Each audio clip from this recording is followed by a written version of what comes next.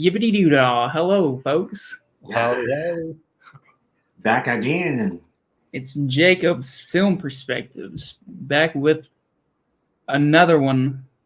I wish I had the DJ Khaled, another one. Another one. But we're here today to talk about the greatest year films since, I don't know. I'm just kidding. It was a great year of films. 2023 has been a great year of films. We're talking about our top 5 films of 2023. All three of us. We all have different lists, so this will be fun. Good discourse between each other. We got Deontay the Giant, the sexy boy right here. SNN Network. As well as me too. And then we got our buddy Nick. Let's go. Showing his face because he has the horrible case of chicken pox. No, I'm just kidding. Man. I have shingles too. It's terrible. Yeah, shingles, chicken pox, the whole shebang.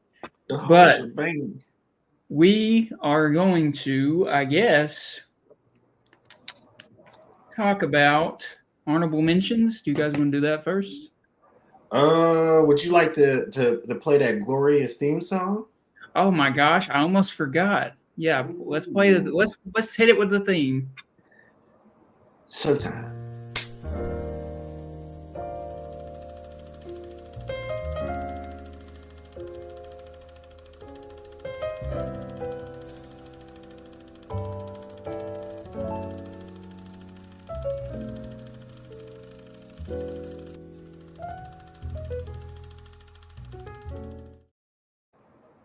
Such a beautiful intro. Beautiful. Thank you, I love it. Saturday Night Nerds making that beautiful intro.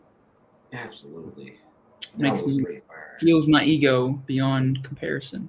But let's go with honorable mentions. And my honorable mentions, I'll just rattle them off here because I don't want to be looking at my phone this whole episode and I'm going to forget them. So I have my Letterboxd pull up. Also, if you want to follow me on Letterboxd, it's Jacob Smith 9817. That's my Letterboxd. If you guys want to stalk me on Letterboxd, I rate movies on there when I watch them. But here we go. Honorable mentions for 2023 for Jacob. Let's go. Iron Claw. Almost made the list. Oh, it was on the top 5 there. Almost made the list. Iron Claw. A24, great film. You might see that on a post tomorrow on my Instagram. Godzilla -1. Let's go. The good stuff. Yeah, there's Iron Claw. Godzilla -1. Such a underrated film. Great Japanese. Best Godzilla film I've seen, honestly. Yes, Lord. Let's go here. The Killer, David Fincher. On Netflix. Great film. Another literally me character that I can relate to in a weird way. Sociopath. Yeah. Saltburn, another literally me character. You guys can go watch that on Amazon Prime now. Saltburn may be on that post tomorrow too. Let's just say there's a murder on the dance floor with that one. Oof. If you know, you know. Ferrari, Michael Mann. You know, that's one of my favorite directors, so I'm going to throw that in there. I'm going to show my Michael Mann love every time I can. Barbie, of course. I wouldn't be a feminist if I didn't say Barbie, so I have to say Barbie. No, but really, Barbie's amazing. That's probably going to be on the top 10 as well. Queen shit. Mission Impossible: Dead Reckoning Part 1. Love the Mission Impossible franchise. Anatomy of a Fall. Great film by Neon. Great French film. Beau is Afraid. Another A24. A new Ari Aster. It was great. And then to round it off. Oh, I got 3 more. I thought I only had 1 more. Air. Great film about the making of the first Air Jordan. Yeah.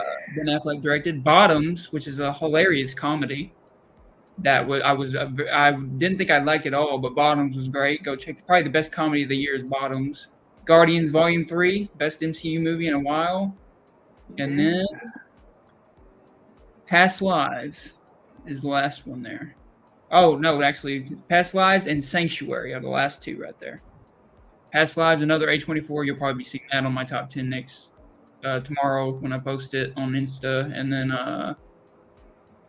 what else did I say? Oh my gosh, what was I saying, guys? Was that you were going through like your honorable mentions list? Yeah, okay, it was Past Lives, and what else was it? Past Lives. Sanctuary. Okay, yeah. by Neon, a great tight thriller in one room, basically run for most of the movie, one room location film. But yeah, that's my honorable mentions. Does anybody else? I know Nick is going to give his a little bit later, but does Deontay here have his honorable mentions ready? I got a couple of them. Right off the bat, Evil Dead Rise, which most people don't remember, that came out in 2023. Oh man, as a horror fanatic, I can't discriminate. Um, I have such a wide variety of horror movies that on my honorable mentions list. You'll only see like one on my top five, but as far as my honorable mentions go, Evil Dead Rise, incredible movie. What was the other? Thanksgiving. I know there's a lot of mixed feelings about Thanksgiving, but Thanksgiving was definitely like standard slasher film, and it checked all the boxes for me. So it gets a pass, and hopefully the sequel is just as fun. Thanksgiving, The Nun 2 was okay. It wasn't the best horror film of 2023, but it got me from start to finish just to go to the theater and enjoy a good jump in your seat type of film. And what is another good honorable mention? Five Nights at Freddy's. I still have not seen that one. There's so much hype around it. It wouldn't make your honorable mentions.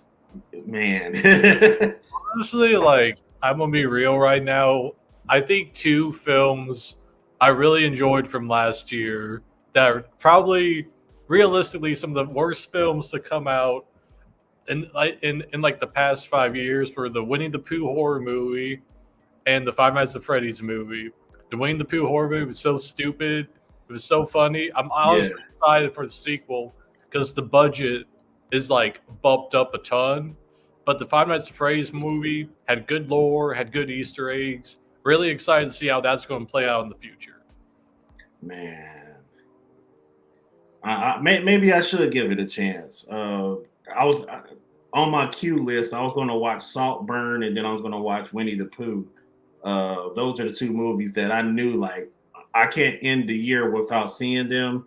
Fortunately, it's already 2024, but I still got time. So, Evil Dead Rise, Thanksgiving, Nun 2, Exorcist Believer, despite popular beliefs about or popular opinion about the movie.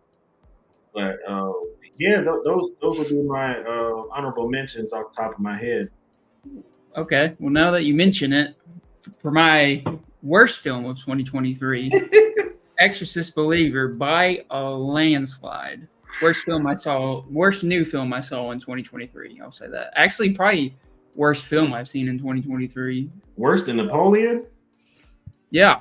Oh yeah. I'd watch Napoleon. I would never watch Exorcist Believer ever again. That movie is garbage. I hope I become known for hating that movie. That's I want to die with that legacy. But that's the worst. But okay, let's get into it, guys. Let's all right. Who wants to go first? I can't go first because that makes me narcissistic. It looks a little narcissistic on my show for me to go first. So when do you go first? Which one? Nick, you want me to go? Sure, yeah, that's fine if you want to. Alrighty. My number 5 is The Boogeyman 2023. And out of all the horror movies I just mentioned in my honorable mentions, that's probably the one horror movie that stood out the most. And I just fell in love with it. It's just maybe my opinion or whatever, but the story from start to finish was just traditional horror film aspect. They got straight to it. It's based off a Stephen King book that I have not read yet. But oh my God, if you guys are looking for a thrill, this is the movie for you. I am going to add this to my list of horror films in my Halloween marathon of every year from here on out. And there's been a couple Boogeyman movies that's been out before, but this is probably one of my favorites. And I honestly, I could watch this movie over and over again. It's so brutal.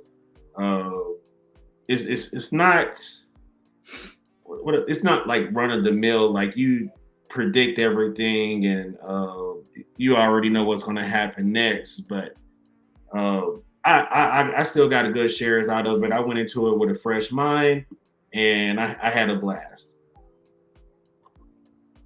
Okay. My thought on Boogeyman is, I guess we can discourse here.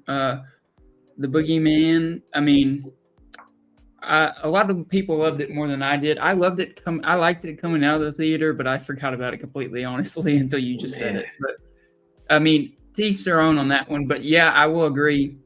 I can't agree on that. It does have some good scares, and if it wasn't for that third act, for me, I think it would have been a lot higher. But yeah, Boogeyman, a really good. At least watch it once. At least try it out. Like, definitely go support the filmmakers there because they do some unique stuff with the camera, and there's a few memorable things I can actually think about now that I think about it. So yeah. Yeah, elite horror movies are like rare, man. So you find an elite horror movie, hold on to that shit for dear life. And in my opinion, this is just a one level below like an elite film like Hereditary or freaking Midsummer. But it's so close. Like the Boogeyman probably was a great book that got adapted. And I feel like if it was adapted properly, then hats off to the director of this movie.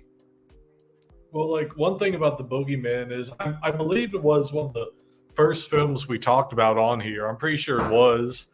But one thing about the Boogeyman is it's based off a short story by Stephen King, stuff like an actual like book. Yeah. And whenever his short stories get adapted, that's where a lot of the more drastic changes compared to his books come from. Because all of his books, except for like I think 3 are like 1,000 something pages, and there's a lot of source material to work with there. Of the short stories, they really have to like expand a lot of the details to actually make it a film instead of like versus a short film. So that's one thing to like look at whenever you go and watch the Boogeyman. Yeah, I enjoyed the hell out of it, especially the monsters, man. It's not often you get like a really good and original monster. Most people have their own iterations of the Boogeyman. That iteration of the Boogeyman chills down your spine. All right, so number 5, Deontay, Boogeyman. Okay, you go next, Nick. I'll go last on this one. All right, I got you. So my number 5 is Haunted Mansion. And right off the bat, I will say I grew up watching the OG Haunted Mansion a ton. I love that movie. And I will say that movie is better than the current one that came out. But at the same time, I do have a very, very soft spot for Disney movies based off their attractions. When it comes to Disney, I'm not like a mainstream guy. I like looking at like the more obscure genres, if you will. I feel like Haunted Mansion belongs in that genre of films that are based off the rides because I feel like the Disney rides, a majority of them they have cool original characters, and a lot of them could be their own movies one day. But going into the Haunted Mansion, I went in with high expectations.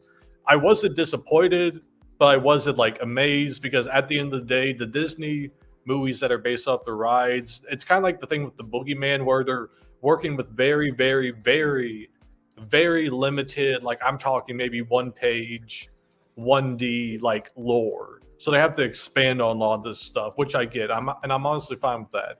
You can see that with the first Haunted Mansion. You can see that in I think the Jungle Cruise movies with Dwayne Johnson. So I have nothing against them for that aspect because I personally feel like making a movie based off a theme park attraction is one amazing feat when there's like a lack of lore and stuff like that. I think one thing I really do like about the movie, the performance wise, Owen Wilson, Danny DeVito, Jamie Lee Curtis, amazing performances, good characters. They were funny. I'm honestly glad to see Owen Wilson again because I feel like the last time I saw him, he was that teeny tiny cowboy dude. And so like I'm really glad to see him again in something. Danny DeVito again. I feel like I haven't seen him in a minute, so I'm glad to see him again. I'm glad to see Jamie Lee Curtis in something that's not Halloween related, because I feel like outside of Knives Out, our generation is lacking a lot of non-Halloween Jamie Lee Curtis material. So I was really glad to see her in something like that. I will say that Jared Leto, I will openly say I do not think he's a good actor, but I do like his performance in Haunted Mansion. I feel like some people probably disliked it, but I think one of those things is like I walked in, I saw it, and I knew it was going to be in there. I did not have high hopes. Again, it wasn't an amazing performance, but it wasn't the worst. And visually, the movie was good in my opinion. It stuck true to a lot of the stuff that dealt with the ride, in my opinion, and a lot of nice little Easter eggs here and there. And I'm honestly I'm really hoping they continue this trend of like Disney movies based off rides. Like I would love to see another Haunted Mansion movie, maybe a sequel, maybe a continuation where the characters from the first movie and this movie meet. So overall, kind of whenever I left the theater, I would say I gave it like a 7 or a 6 mentally in my head. It's something I would like to buy on DVD one day, but it's one of those movies where I might throw on just for comfort or just to have playing in the background while I'm like cleaning or something. So yeah, Haunted Mansion is my number 5, but it was still a very good movie in my opinion. Yeah, I definitely might give it a chance if I catch it on like a streaming service. I wasn't in like, how do I say this, a sense of urgency to go to see it in theaters. So if it's like on HBO Max or whatever, then I'll probably check it out for the holidays this upcoming year and add it to like the marathon. Yeah. For me, I mean, I saw this one in theaters as well. Actually went and saw it with my mom because the original Haunted Mansion is one of my childhood nostalgia classics. People, I know it has like terrible Rotten Tomatoes and terrible critics. Eddie Murphy kills it in that movie. The original Haunted Mansion, I had all the McDonald's toys when it came out. I was like, I remember when that movie came out. Like that's good times for me. So it brought back up that nostalgia. I agree with Nick on that. And just seeing Owen Wilson and Danny DeVito again and it was just nice because like you don't really see them in movies like you used to. And yeah, it was one of those movies I kind of forgot about. Like I forgot about it came out this year, but like when I think about it, I really did like it. Like I think I gave it like a B+ actually. Like I gave it a very good grade. Like it's definitely, and it's a great segue horror film for kids. Like if you want to get kids into horror films, I feel like this is like a perfect one to show them, to like warm them up to like more serious ones. And I agree with the Jared Leto thing. I really like the Hatbox Ghost. I thought that was a cool. The CGI was actually really good on that, and yeah, overall, yeah. At first, when I saw this pick by Nick, I kind of laughed, but the more I think about it, like, yeah, that actually was a really good movie. Like, I'm not even gonna hate. Like, that actually, that's a solid number 5 pick for sure. Shout out to Adam Smith real quick. He's in the comments. He says Knock at the Cabin is an honorable mention of his that he doesn't see talked about often enough. The best Shyamalan movie in a really long time. I agree with that. I agree with Adam on that completely. Knock at the Cabin, absolutely. That's another. I watched it like when it came out in February, so I forgot it came out this past year because it'd been so long ago. But yeah, that's a great film. Really underrated. It kind of went under the radar. Nobody really talked about it, but I loved it in theaters. I had a few issues with it, but overall, yeah, Knock at the Cabin, great one. Yeah, sure. My personal opinion about like just movies overall 2023 is because I feel like we keep saying how a lot of these movies went under the radar, they were overlooked. And I personally feel like that the whole hype around Oppenheimer and Barbie kind of like casted a shadow with all the other movies. Like especially the ones that came before Barbie and Oppenheimer. And then after that, like I feel like a lot of the other movies were just kind of like so to some extent, you know, in people's eyes. And I personally feel like if Barbie and Oppenheimer were not released last year, that a lot of other movies would have had a bigger chance to shine, because the only other movie I can think of that even had close to the impact as those two did was the Super Mario movie. And like again, that was very brief too. That was very, very brief.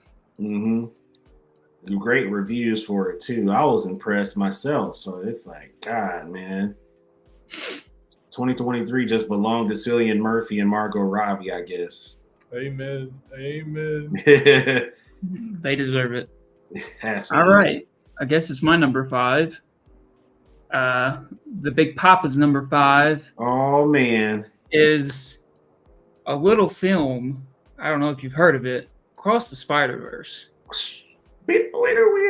Across the Spider-Verse. Yes. And this was a late pick. This came in actually today. This wasn't even in my top 5 until like an hour before the show. But the more I thought about it, this film, if you're a Spider-Man fan, and I've been a Spider-Man fan since I was a baby, obviously. Grew up with the Tobey Maguires, obviously. I'm that age. And this movie was such a love letter to all Spider-Man fans. And, like, even if you, like, even for me, anyway, the more I think about it, if you're a Spider-Man fan, I don't know how this cannot be in your top 5 or at least top 10 of the year, because it's just such a love letter to, like, everything Spider-Man is. And, like, you know, it goes over how Spider-Man has to have a tragedy for, you know, like, part of his arc, and then Miles tries to fight that.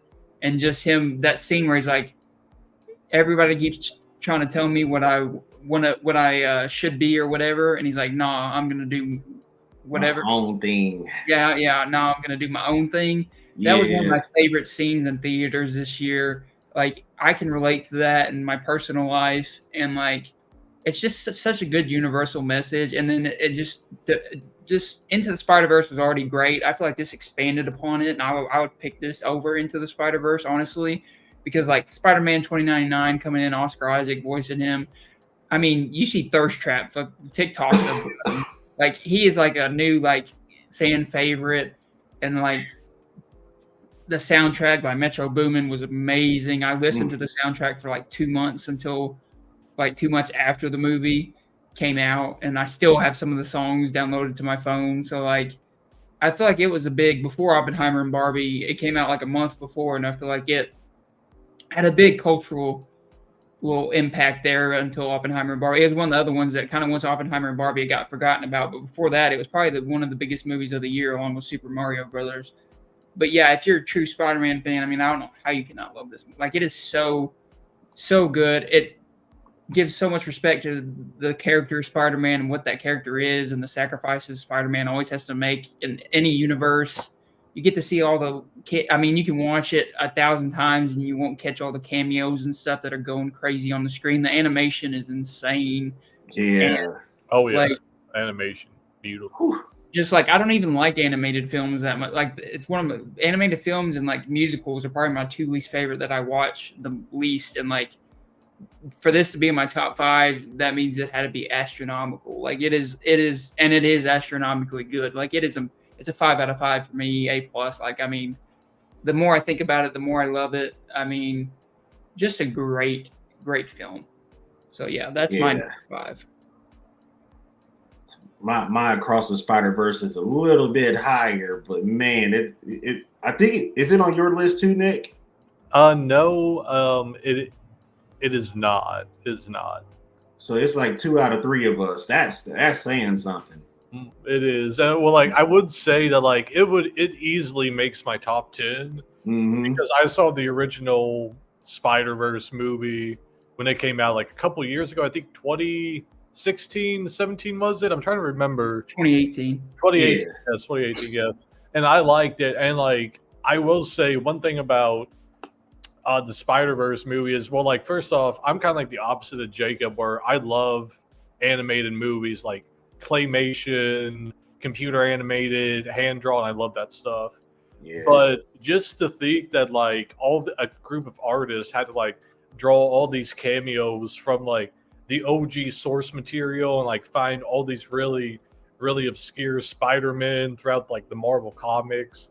I was just in awe the entire time. Like truthfully, like I left the theater like just in awe of like just all the cameos by themselves. And what's funny is they're actually characters that were not included. Like they were going to be included, like different Spider-Man and stuff like that, but but like they cut them last minute, probably for like budget and time and all that. But just the fact, like, it was just such an impressive movie to me. Yeah, it really is a love letter to Spider-Man fans, and it's just a straight up Spider-Man movie in general. That is all the ingredients that you need for just a traditional Spider-Man movie. And then the writers decided to go above and beyond and then give us more attention to detail with Miles and his relationship with his mom and dad. So we got to see like a whole lot of wholesome stuff going on to let you know how strong their relationship is, and we just didn't breeze right through their relationship straight to action like most live action films does. So the way that they cared for this animated film is the way Sony should be caring for their live action. But it is what it is. The third part of the trilogy comes out this year, I believe. So we're just waiting on more advertisement for that, and my ass will definitely be in that theater to catch the big finale. And another thing that people I'll add here at the end is a lot of people are. I saw that's like the main complaint for the movie is, oh, it's just part one. Like, how can you, like, it ends? It doesn't really have an ending. It's just part one. So we got to see part two before we say this is like a great movie. No, screw all that. This is a great movie on its own. Yes, it does have an open ending, but it ends enough where like it is satisfying as one movie. Like I walked out of the theater feeling completely satisfied. And like I just saw that criticism coming up a lot in different reviewers and like different reviews I read, like, oh, the ending is so unsatisfying, it just cuts off. And like, yeah, it cuts off and it does have an open ending, but it was satisfying enough to me. Like it ends the arc it was telling for like Gwen Stacy. Like it kind of was more about her story if you really think about it. And like it perfectly wraps that up. And like the Miles Morales, well, yeah, we're gonna get more in part two, obviously, but like it's satisfying enough to stand on its own, I think. Yeah, it started with Gwen and it ended with Gwen, and that's how you put that shit in a bow and yeah, wrap that gif up.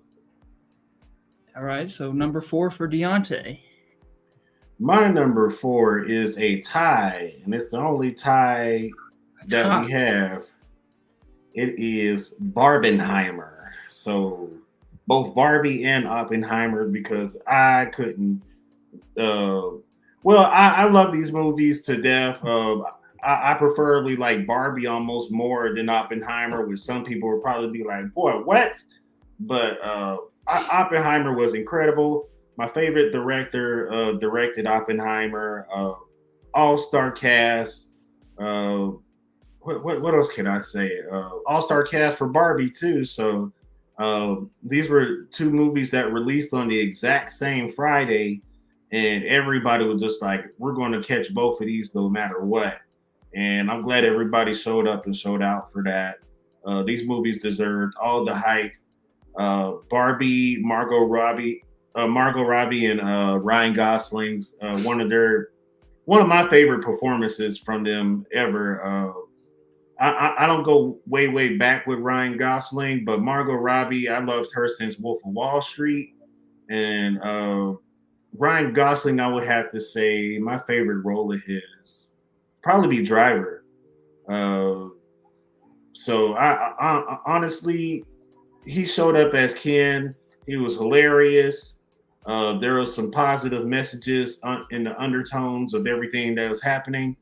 And if you haven't seen this movie yet, you're wrong. Like you should at least give it one chance. It is worth all the hype. There are some cringy parts in there, but it's supposed to be cringy. It's supposed to be a slightly cheesy movie. You got Kate McKinnon in it, and she's cracking whatever jokes that she feels like, and you don't really go for something serious with this film. And then you even get a little history about the Mattel company as well. So I thought that was awesome. Oh, well, that ends it for Barbie, but for Oppenheimer, I will give it its props because I went into the movie knowing absolutely nothing about anything that this movie was about.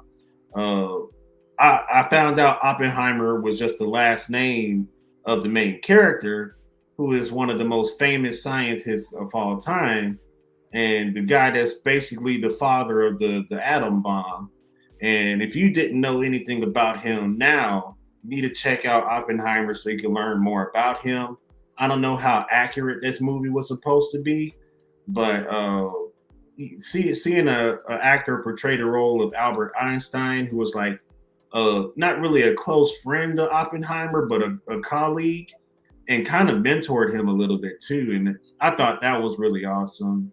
It shows like a personal side of Oppenheimer, his relationship drama, uh, the fact that he has a one main hater that's out to make him lose all his credibility, and then you have the situation where the atom bomb got made into a weapon, and it was dropped on Hiroshima and Nagasaki. So you get to see all of that in this 3-hour film, and it's worth your time.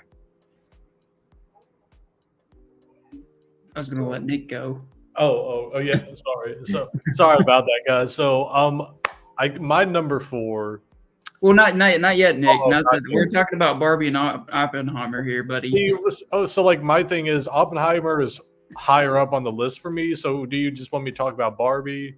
Or you Yeah. Well, I mean, it's the same thing for me. Oppenheimer is also higher up on my list. So me and Nick will go in on Barbie. Okay. Barbie was one of those movies when the trailer, a teaser trailer, first images, whatever, got announced. I immediately wanted to see it. Gosling and Robbie, they're some of my favorite modern day actors and actresses. I feel like Ryan Gosling has a lot, and I mean a lot of hidden gems out there. Like one thing I want to do, I want to get some of his earlier movies and watch them because one of his movies I watched last year, I'm gonna butcher the title so bad. It's like it has like pines in it, like This Way Is the Pines. The Place Beyond the Pines. Yes, that one. I watched that one. Yes.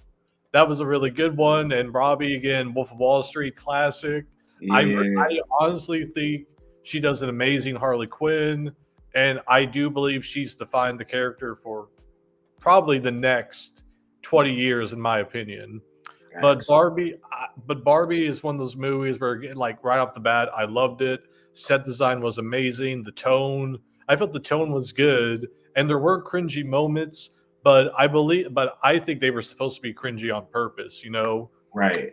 Some like the jokes were good, the characters were good. John Cena, Michael Cera, amazing performances. Honestly, my favorite characters from the movie. The music was good, the message was good, and I liked how kind of like borrowed different influences from other films, like The Truman Show to some extent, and Space Odyssey with the opening and all that. Yeah. I liked one thing I really, really liked about it, and this is gonna be a really weird thing and why I liked it, is I liked how they did not try to set up like a weird cinematic universe at the end. You know, they could have easily had like a scene with her walking to the doctors and like the Rock'em Socket robots would be there and like all some other toy characters, but they went a different route, which I'm really, really happy about. But again, I do feel like it was a really, really good movie, really interesting. It is in my top 10, not my top 5, because looking at some of the other movies that came out, I would just have to put it in my number 6 spot, honestly. But I do think Barbie was a very good movie. I believe it and Oppenheimer did live up to the hype completely. Yeah. And that's my thoughts on Barbie. And I'm really excited to see how the franchise moves forward after this. And let's just like give credit to like what Barbenheimer did for theaters, man. People talking about theaters dying, people talking about, you know, people don't want original films anymore. And yes, Barbie is based off of a IP, but it is in a way an original film off of that IP. And just like, you know, everybody, you know, you heard that for years, you know, the MCU kind of controlled the theaters, and then everybody showed up for Barbenheimer. I remember going to, I did it, I saw both of them twice in theaters. I did Barbie and Oppenheimer, and then Oppenheimer and I did both.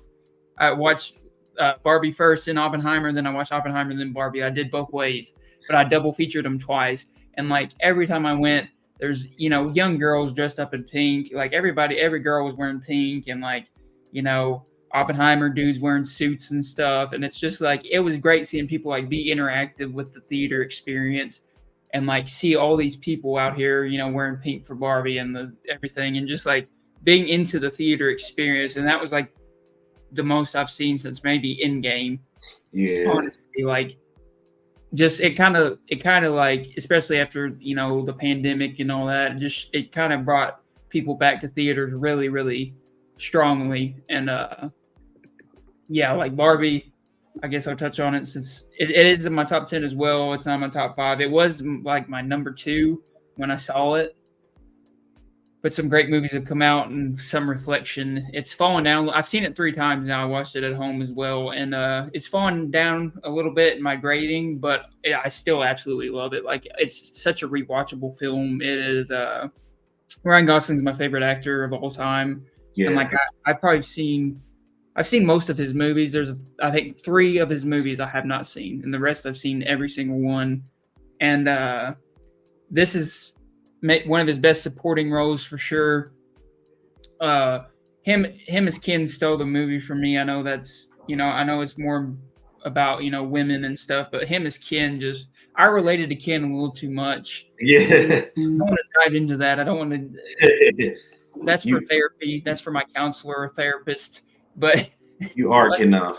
Let's just say I am Knuff, and I even bought the hoodie. I even bought that hoodie from Mattel. Like, I was so big on Barbie, and I still am. I love it. The soundtrack is still slaps. I'm Just Ken still hits. I mean, Ryan Gosling is such a talent, but Margot Robbie, amazing. Nobody could have played Barbie like her. She's the perfect Barbie, and I love how they even joke at that in the movie. Yeah. Just great satire. A few overly preachy moments for me, but other than that, just great comedy. And it honestly, it just made me laugh. Like Ryan Gosling just made me laugh every time he was on scene. And I related to Ken way too much.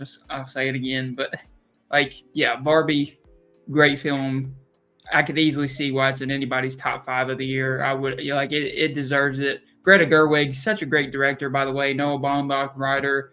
They're such a good duo. They're married in real life, and it's such a good duo. And like, yeah, it's just such a well-written script, and just a great movie. And yeah, I can rock with that. Barbie. So I guess it's Nick's time for number 4.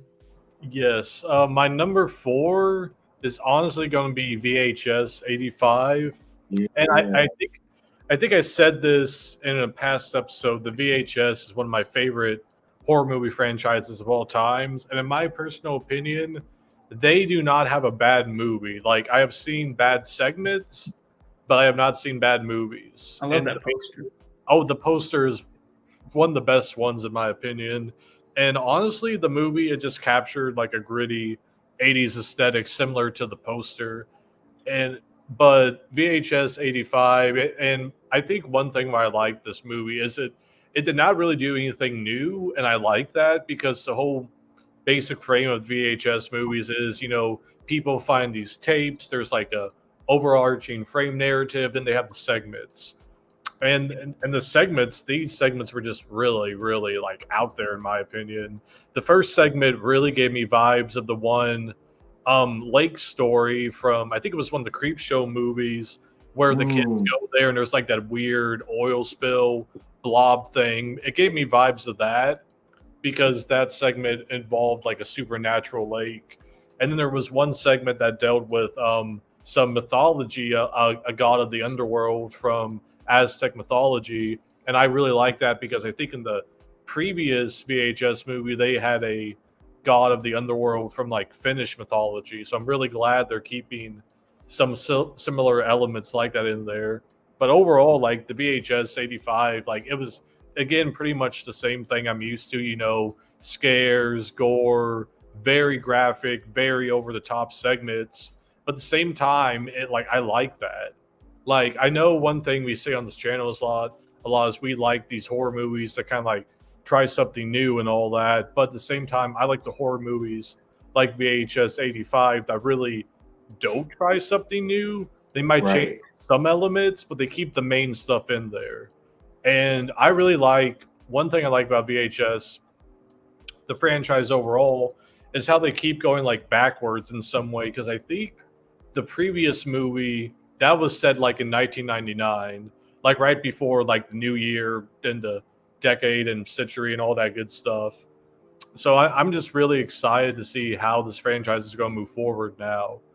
And if I had to rank all the VHS movies, this one would be in the middle. The second one is my favorite, and I think a lot of that has to do with nostalgia.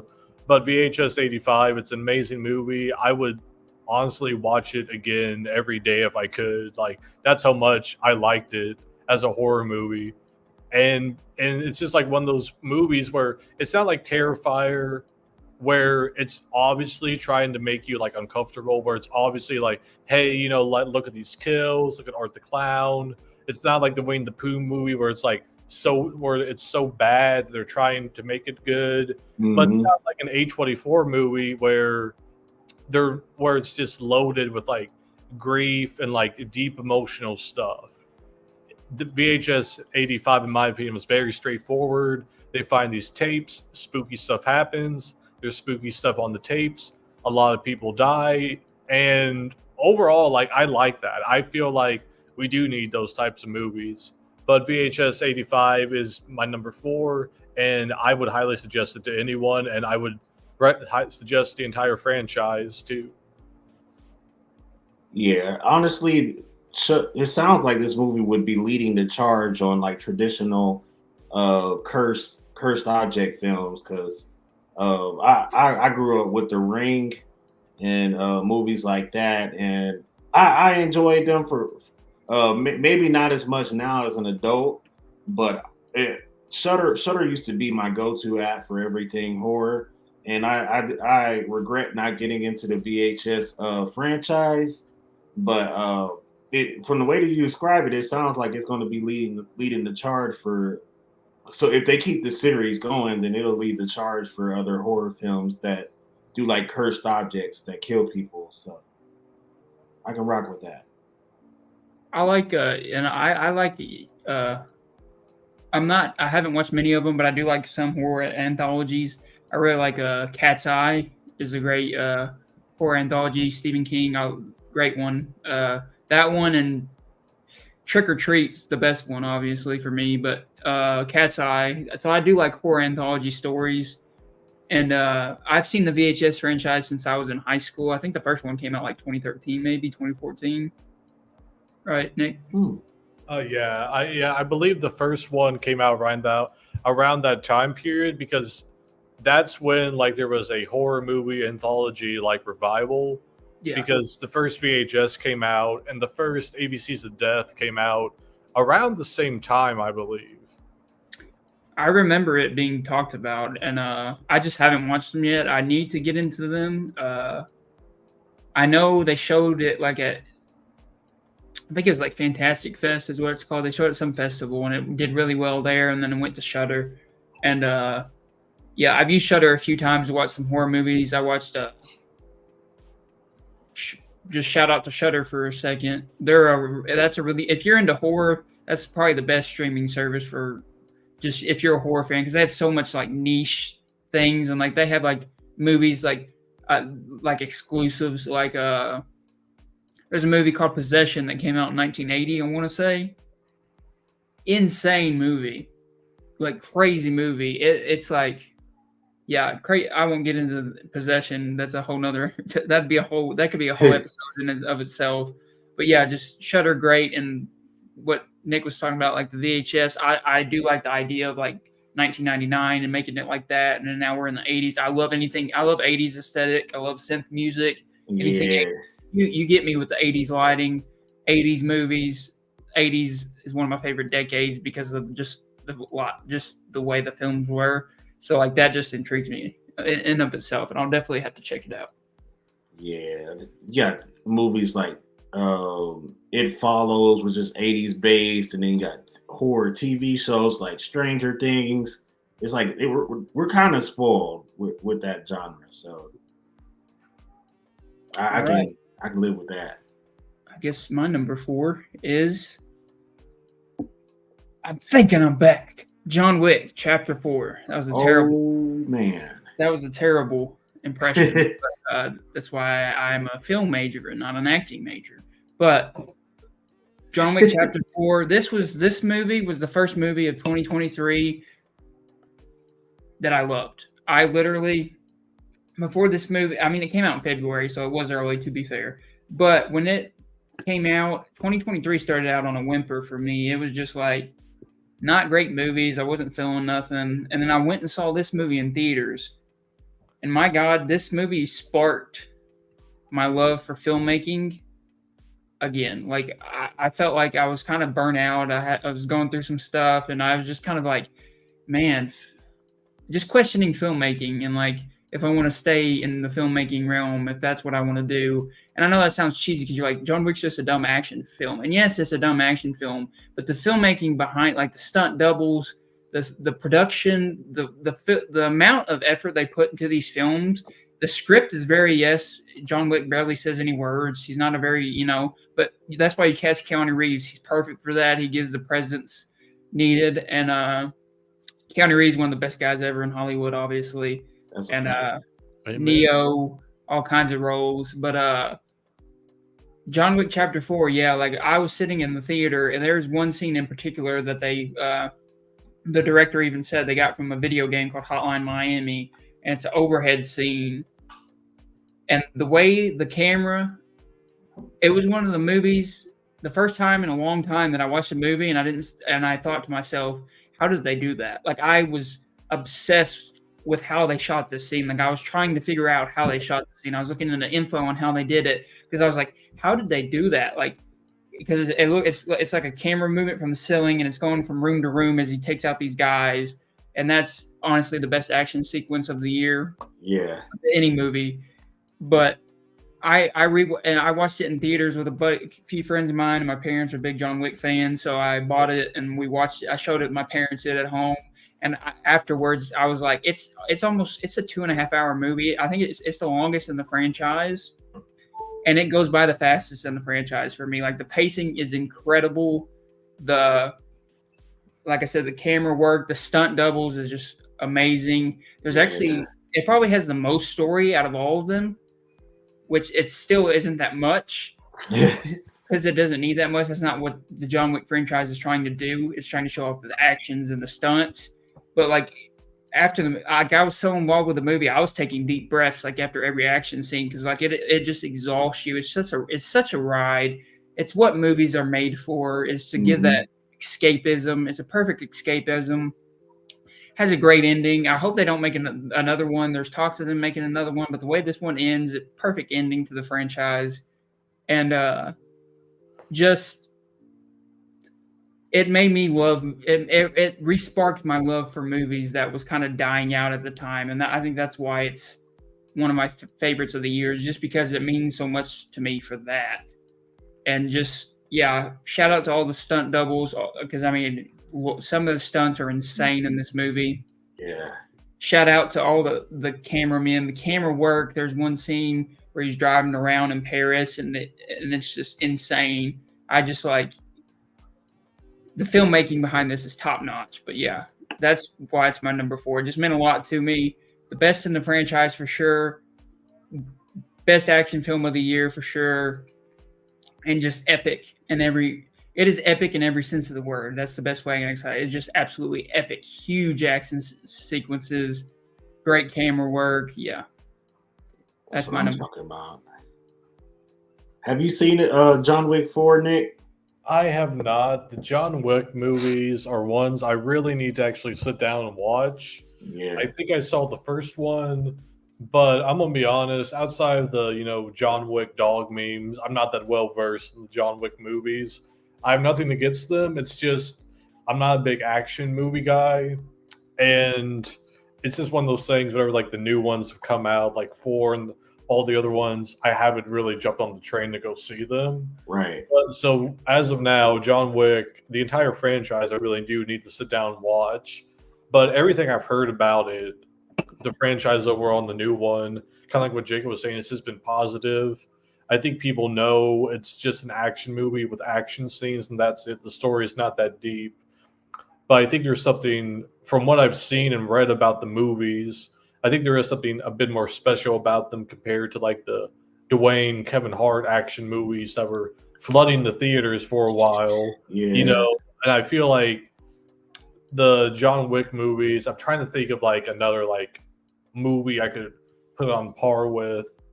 I feel like it's not making fun of the action genre, but more like paying tribute, homage, and all that, in my opinion, from what I've seen. And to an extent, this might be kind of a hot take, but from what I've seen of John Wick and read, it kind of gives me the vibe of Sucker Punch, that one Zack Snyder movie. And I think that's probably because I see that movie as like a tribute to all these other genres. And as of right now, I just see John Wick as a tribute to like action movies. So that's why I kind of like put those two on par with each other. But maybe that opinion will change whenever I sit down and watch the movies. Did you like Sucker Punch? Oh yeah, like Sucker Punch. It's honestly like, I think a lot of people hate Zack Snyder for just really stupid reasons. I think he's just a very like easy scapegoat for bad movies. Yeah. And I don't think Zack Snyder makes like masterpieces or anything, but I definitely feel like with Sucker Punch, he was trying to make a good movie. I think it's a really good movie, and I don't know, like Sucker Punch was a movie I really liked. I felt like it belonged in that whole really edgy gothic action movie subgenre that was really prevalent back in the day, like that and Van Helsing and Underworld, and all that. So I mean, Sucker Punch is a really good movie in my opinion. I love Sucker Punch. I owned it on Blu-ray, so I could definitely attest to it. Definitely worth your time to see it at least once.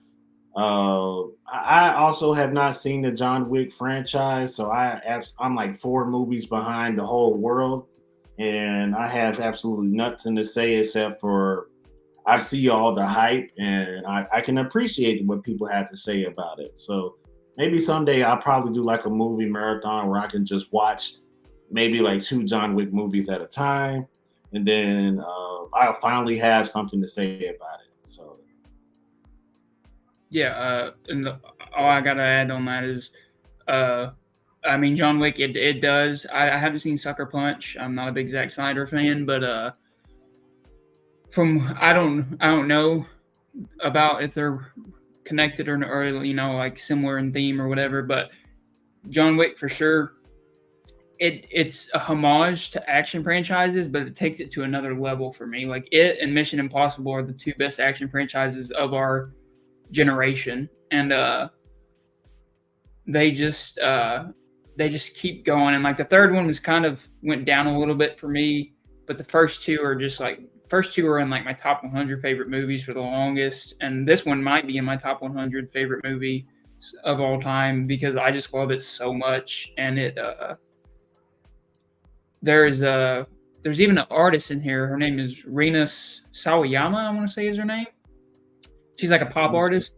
It's like her first acting gig, and she does great in this film. And actually made me want to check out her music to sing her in this film. So like it's actually like giving opportunities to other people. And like Donnie Yen is in this movie, and it's just John Wick Chapter 4, outstanding, epic. Definitely go check it out. Go watch the whole franchise if you haven't, honestly. But yeah, that's all I got to say on that. So number 3 for Deontay. Number 3 time. Let's see. My number 3 is we're taking it back to the Spider-Verse, Across the Spider-Verse. So yeah, man, and I used to be such a Miles Morales hater, so that's a little bit background on me. I hated on it for no reason. When I first found out it existed, it was just like, yeah, that's cool. We got a black Spider-Man now. I don't have a huge issue with that, but it's just like we already have awesome black characters in comic book movies, and comic books in general. And I honestly, it took a while for Miles Morales to grow on me. Once I picked up other media of him, it took me years to watch the first Into the Spider Verse movie, and I literally watched Into the Spider Verse like a month, not even a month, like the night before Across the Spider Verse debuted in America in theaters, and then the day right after. I lied. I watched it the same day Across the Spider Verse dropped, and then we went straight to the theaters to watch Across the Spider Verse. And man, that was a good ass time. It had me singing a completely different tune about Miles Morales. Of course, I was just hating for no reason. I have no shame in admitting that. But after like seeing his relationship with his friends and family, uh, he even became a lucky dog and sparked a romance with Gwen Stacy. And I really appreciate the way that the writers over at Sony handled this. It's like, why the hell do you guys just don't? Why do you guys just write like this for Morbius and all the Venom movies? Like, why couldn't you go that hard for those movies? I love the writing for this. Uh, I think part of my beef with Miles Morales came from hearing from one of my friends that uh, he watched Peter Parker get killed and had powers at the time that it happened and didn't help him out. But then you watch Into the Spider Verse and you find out that there's a lot more to it than just that. And it was just like, damn, I really need to start going to see things for myself because people will have your ass going down the wrong path. But man, like Jacob mentioned earlier, all the different Spider-Men that you have to choose from, you can just show them love. You'll probably have a childhood favorite. Even if you don't have a childhood favorite, you could probably watch the movie and pick from one of the crew that's out in front and center stage right now. And I know for a fact that I've grown up with 2099 Spider-Man and Miguel O'Hara. He was kind of the douche antagonist of the movie almost. The bigger problem was this villain named Spot, which is a real life Spider-Man villain, and now he has to face off with Miles himself. And the fact that he is so powerful now is just like Miles will not be able to take him down on his own. So they built up this team of just spider people, and they're about ready to kick some ass into this third and final movie that's coming out this year. So I truly appreciate it. Real quick shout out, Ben Stewart, comically inclined fact checker extraordinaire and human relations specialist, is in the comment section. He says not as lucky as Spider Punk with Gwen.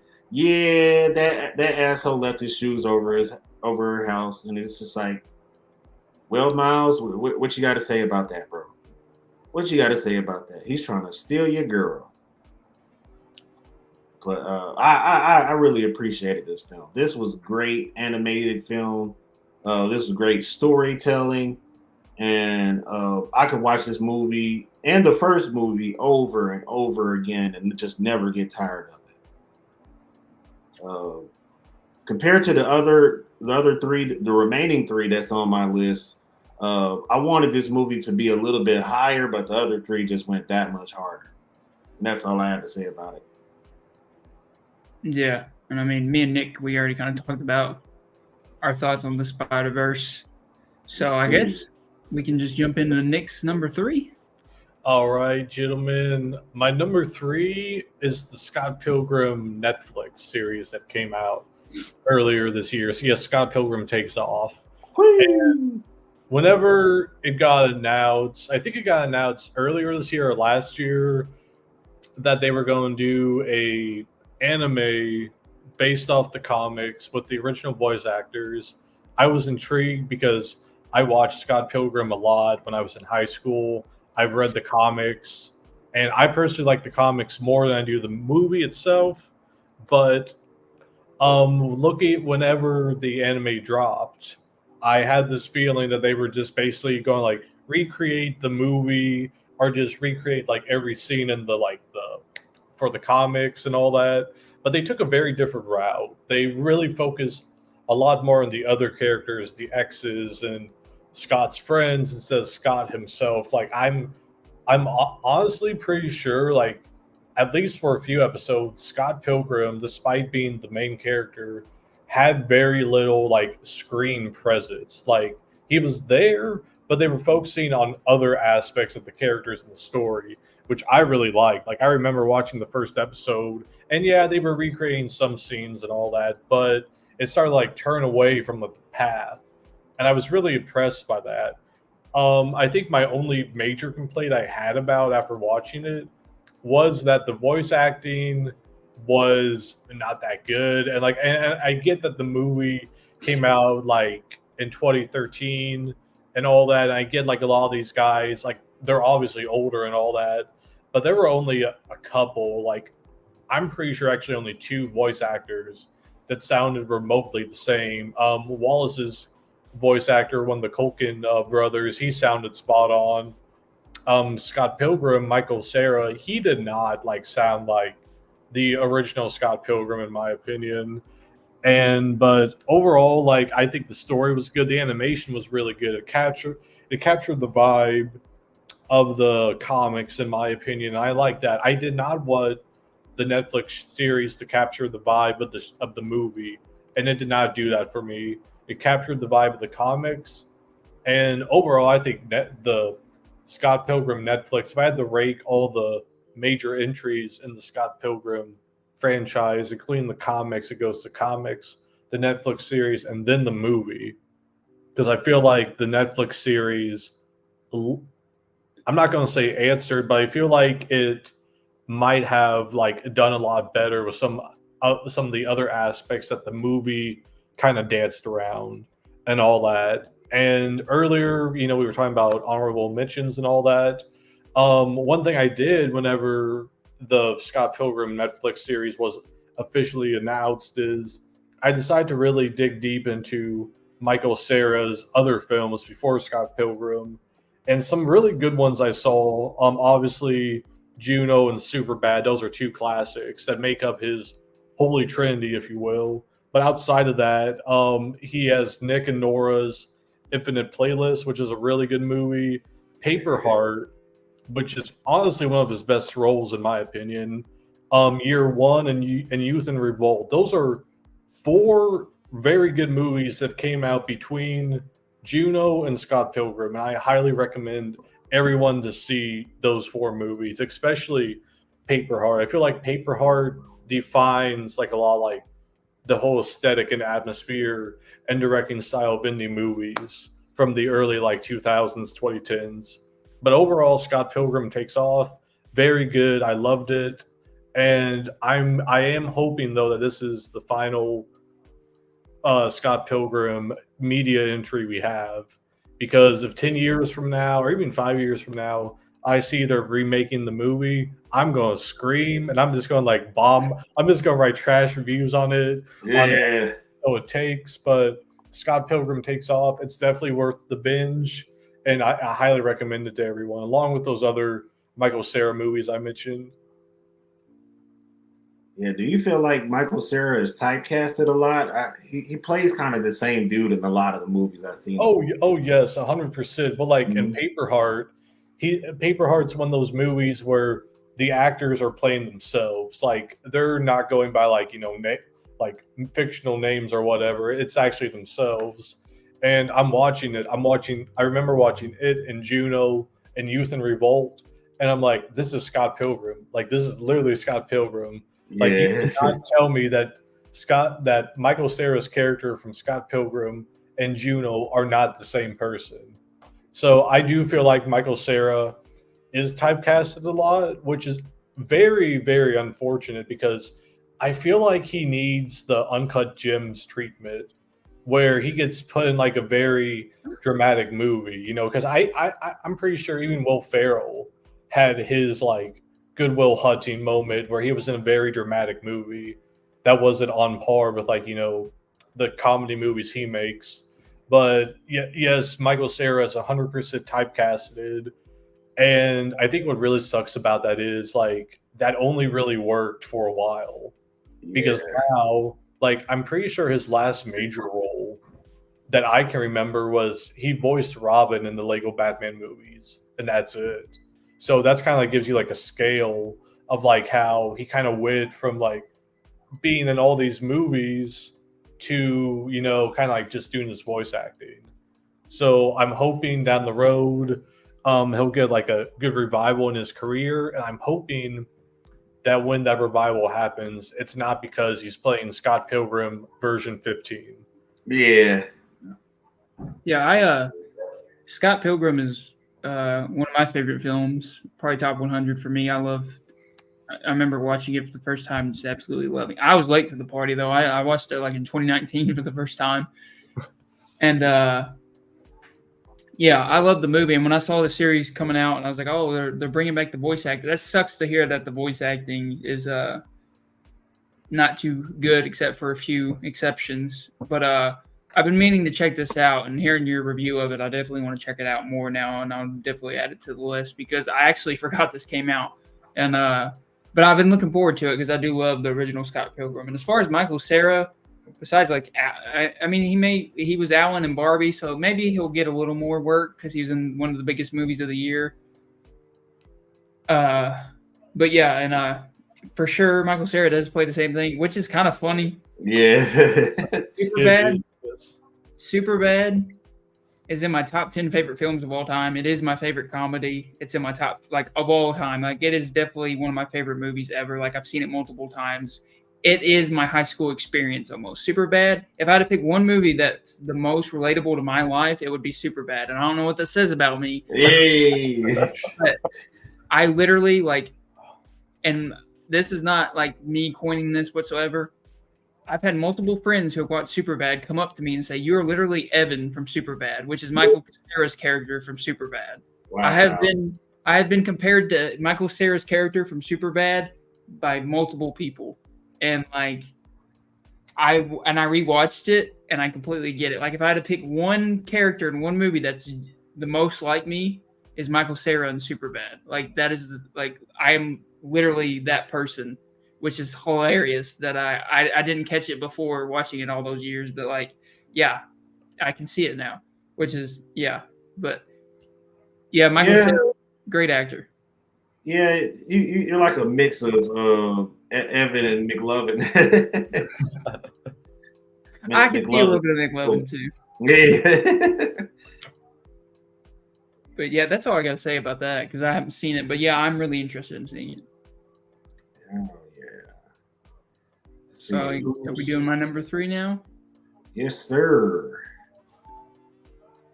Jacob's number 3. It is Marty Scorsese's, Mr. Martin Scorsese's himself, Killers of the Flower Moon. Wow, that was perfect timing. I love that. That was perfect. That just it's just scratching my brain how you just pulled that up. But yeah, Killers of the Flower Moon. I mean, come on. I mean, it's Martin Scorsese. The GOAT. One of the GOATs. Like literally, like it was. I've seen it twice in theaters now. It's a 3.5 drama, and people are saying, it's very dark. It's very like I wouldn't rewatch that movie. It's very dark. It's very, depressing, and it is very dark and depressing. And maybe this is something I need to talk with a therapist about as to why I love these dark things, because I've seen this movie twice in theaters. But it's a 3.5 hour long epic. It is, oh man, it is filmmaking mash. Like I'm not even trying to be funny, but yeah. Oh, so Superbad was your character. Your current character is Michael Cera, and this is I was about to say this is the end. He's great, and this is the end. I hate to get off topic here, but yeah, Michael Cera. If you haven't seen This Is the End, go watch This Is the End. Michael Cera is a hilarious man. All that coke on his nose, and yeah, I quote him in that movie when they bust in on him, and he's like, "Hey, you want a drink?" When he has a little juice box. What? Such a good scene. I'm not gonna be mad that if I'm Michael Cera and this is the end, I'll take it. I mean, he was getting them women, but yeah, smacked Rihanna's butt and got laid the hell out. Yeah, but wow. Back to Killers of the Flower Moon, man. I don't want to do the meme, but it is true cinema. Like when I walked out of the theater, I was like, "This is cinema," and just seeing him like come on the screen before the movie, I was just like, "That's my freaking man, Martin Scorsese." Like, I mean, if you're a film student, Martin Scorsese is like your Jesus. Like, he's up there. He's one of the greats. He always will be. Mount Rushmore of filmmakers. Yeah, always. So many great movies I could name off, but yeah, Killers of the Flower Moon, great main performance by Leo. Very not typecasted at all. Yeah, he plays an absolute idiot, and so like great. Not. I want to say not typical performance for Leo. Lily Gladstone just won the Golden Globe for Best Actress in a Drama. It was Best Female Actor in a Drama last night, which highly deserved it. Definitely such a great performance by her. And she was going to give up acting before this movie, which is insane. And it's just so good to see that she's getting all the love she deserved because she absolutely slayed that role. It just absolutely just nailed it. The pain that woman goes through in the whole movie, it's just, you can see it on her face. She is just so good. It is such a sad tale. Yeah. And I love how it brings up issues in American history that are overlooked. I love that like, because I didn't know about this situation at all. Like I didn't learn about this in the history class, and I even did a podcast on this movie. And the two guys I had with Lawson and Mac who were on here, they didn't know about it either before the movie. And just the more people I talked to, it's just like nobody really knew about this event. So it's good that Martin Scorsese is shining a light on it, and he does it so respectfully. And the way he ends it is so respectful to the Native American people. It was a story that needed to be told, and it was told in the best way possible. I think it had the best director it could have been. And I have a whole podcast on it. Just definitely up there for one of the best movies of 2020s so far. So yeah, Killers of the Flower Moon for me. God, man, that is true American history, and that's my number one. So I'll probably cover that a little bit more in depth once I get to it. But what'd you think about it, Nick? Because you weren't on the podcast. So I have not seen the movie yet. I've not seen it, but I will say. Okay, so you might hate me for this. You're a history buff. Well, first off, I knew about this event before the movie, way before the movie came out. So I knew about the event. I knew what happened before the movie came out. But whenever I was in theaters and I had the chance, whenever I went to theaters, I went there and I got out and I saw the sign, all that. I'm like, should I see it? And it was just one of those days where I really didn't want to sit down for like a super long movie, you know. But honestly, again, after watching Five Nights at Freddy's, I don't think that movie, Killers of the Flower Moon, could beat it at all, really, because Killers of the Flower Moon might have a lot, doesn't have Freddy Fazbear, but honestly, it is a movie that's still on my to-watch list. Again, I do know the history about it, so I am very curious to see how it's all played out. And again, kind of like what Jacob said, everything I've heard about has been respectful, that it was more accurate than just exploiting what happened, the crimes and stuff like that. Mm-hmm. And honestly, I am really interested in seeing this movie. I do believe Martin Scorsese, he does make very, very good historical movies, but I have not seen it yet. But I do plan to see it in the near future. Yeah, I won't spoil it too much for you, but man, I could really go on a tangent about how much I love that movie. I might be alone in that department to where I think it's the best of 2023, but hey, to each his own. And I love going into the theater and coming out with something I didn't have before I went in. So I came out smarter. I'm also a history buff, so learning more about indigenous people and how they were treated throughout the years of America existing is just like just more fuel to the fire. And I'm learning everything so history doesn't have to repeat itself. But we still got a lot of work to do in catching up the rest of America with all these things that we don't know about how other tribes of Native Americans were treated, not just in the past with the Trail of Tears incident, but you got the stories like this, that bad things that happened to the Osage and then other groups. So it's just like I hope movies like these keep coming. I really enjoyed this one. I gained a lot out of it, and it restored my faith in humanity a little bit. Martin Scorsese, hats off to you. Uh, he said that this movie had a little bit of his family history tied to it too. I'm not sure what that was about, but man, I would love to find out. Okay. So it's your number 3, Deontay. Let's hit it. Yes, or wait, is it 2? Yeah, Or two. My bad. It's all good. My number 2 is almost at the tail end of 2023. It was right in December. It was Godzilla -1. And I know it made like Jake and Nick's honorable mentions or lower half of their top 5, but for me, it's just like I grew up with Godzilla, and this movie was kind of like go to see something for about damn near 3 hours long and nothing but subtitles, and for it to still keep me awake, still keep me locked in and engaged, and play with my emotions. This is a wild human story about Godzilla. It's almost like a retelling of the very first Godzilla movie. And the way that they handled this is just like humans versus Godzilla. The very first G-Day to ever happen, where he shows up in Japan and he's just wrecking everything. And they have to work together post World War II just to figure out how to take this thing down. And Godzilla's just not having it. So everybody's like safer now. This was more like a redemption arc for the main character. But little do they know, you're going to get some more of old Gojira. So best of luck to you, and God help us all. Godzilla -1 was really hot with critics. Rotten Tomatoes gave it a high score. IGN, all the big time movie viewers gave it like 9 out of 10, 90%.